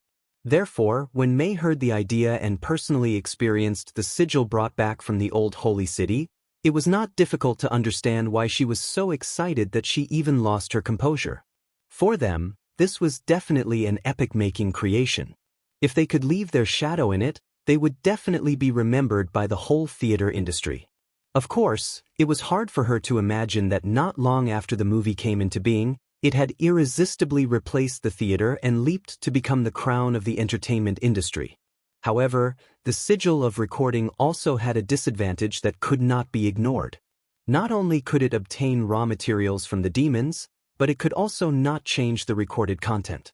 According to Agatha, a set of time could record for almost 12 hours continuously. As long as magic power was injected, it would capture the scene facing the magic stone. If it was interrupted, it would stop. This also meant that if there was a mistake in the middle, it would inevitably leave a flaw. To eliminate it, the only way was to activate it for more than 12 hours and start from the beginning. Of course, the part that had been filmed before would also be overwritten. Secondly, the sigil could not be reused. Like Listen, the sigil of recording was also a special combination sigil.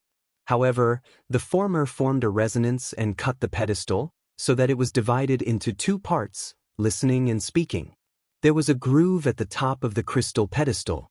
When the last magic stone was inserted and the blood of magic was given, no matter how much content was recorded, it would change from capturing to releasing. This process was irreversible. Stripping off the magic stone would lead to the complete destruction of the sigil. This was obviously an advantage for recording history. As long as it was in the releasing state, there would never be a need to worry about important content being erased. However, if it was a movie, it would be very troublesome. It was impossible to see the effect of the performance in real time. A single scene had to be completed in one go without any mistakes. This seemed impossible. However, Roland still found a way to solve the problem. That was to let Summer rewind the scene first. In this way, no matter how many times she failed, it would not be considered an official shooting. Only when all aspects cooperated seamlessly would the cameraman, holding the sigil of recording, enter the scene and record it. Since the backtrack ability could fast forward, slow down, and pause, as long as it was done properly, even special effects like bullet time could be reproduced. As for the problem of no sound in the backtrack, Echo could do the dubbing. Now that all the conditions had been met, all they had to do was wait for the actors to enter the scene. Thinking of how big of a sensation this thing would bring, Roland was full of anticipation. After washing off her sweat in the castle bathroom, Lorgar returned to her room with a bath towel over her head. Without waiting for her tail to dry completely, she threw herself onto the soft bed. A day of sparring had almost consumed all her strength. Her whole body seemed to be aching, but she felt very carefree. Regardless of whether her skills had improved or not, at least she had gotten rid of the waste. She should be able to have a good sleep now. At this moment, she glanced at the yellow book on the bedside table from the corner of her eye. Write the script. Lorgar pricked up her ears, removed the bath towel, untied her robe, and got into bed. She conveniently took the script into her hands. Ms. May Lannis seemed to have said that for any drama, one must first be familiar with the story. If there was anything that one did not understand, one could ask her at any time. However, this was not the question that Third Princess was concerned about. She just wanted to know what kind of person she was in the Great Chief's heart. Since the story was specially created for her, perhaps it could be used as a reference. Lorgar took a deep breath and opened the cover. Then a line of titles came into her eyes. You're tuning in to the Passion Pages YouTube channel. We're so grateful for your support, and don't forget to subscribe to join us on this incredible journey through captivating stories. Your generosity through donations truly makes a world of difference, as it's the primary source of revenue that allows me to expand and enhance this channel for you. Thank you from the bottom of my heart for being a part of this adventure.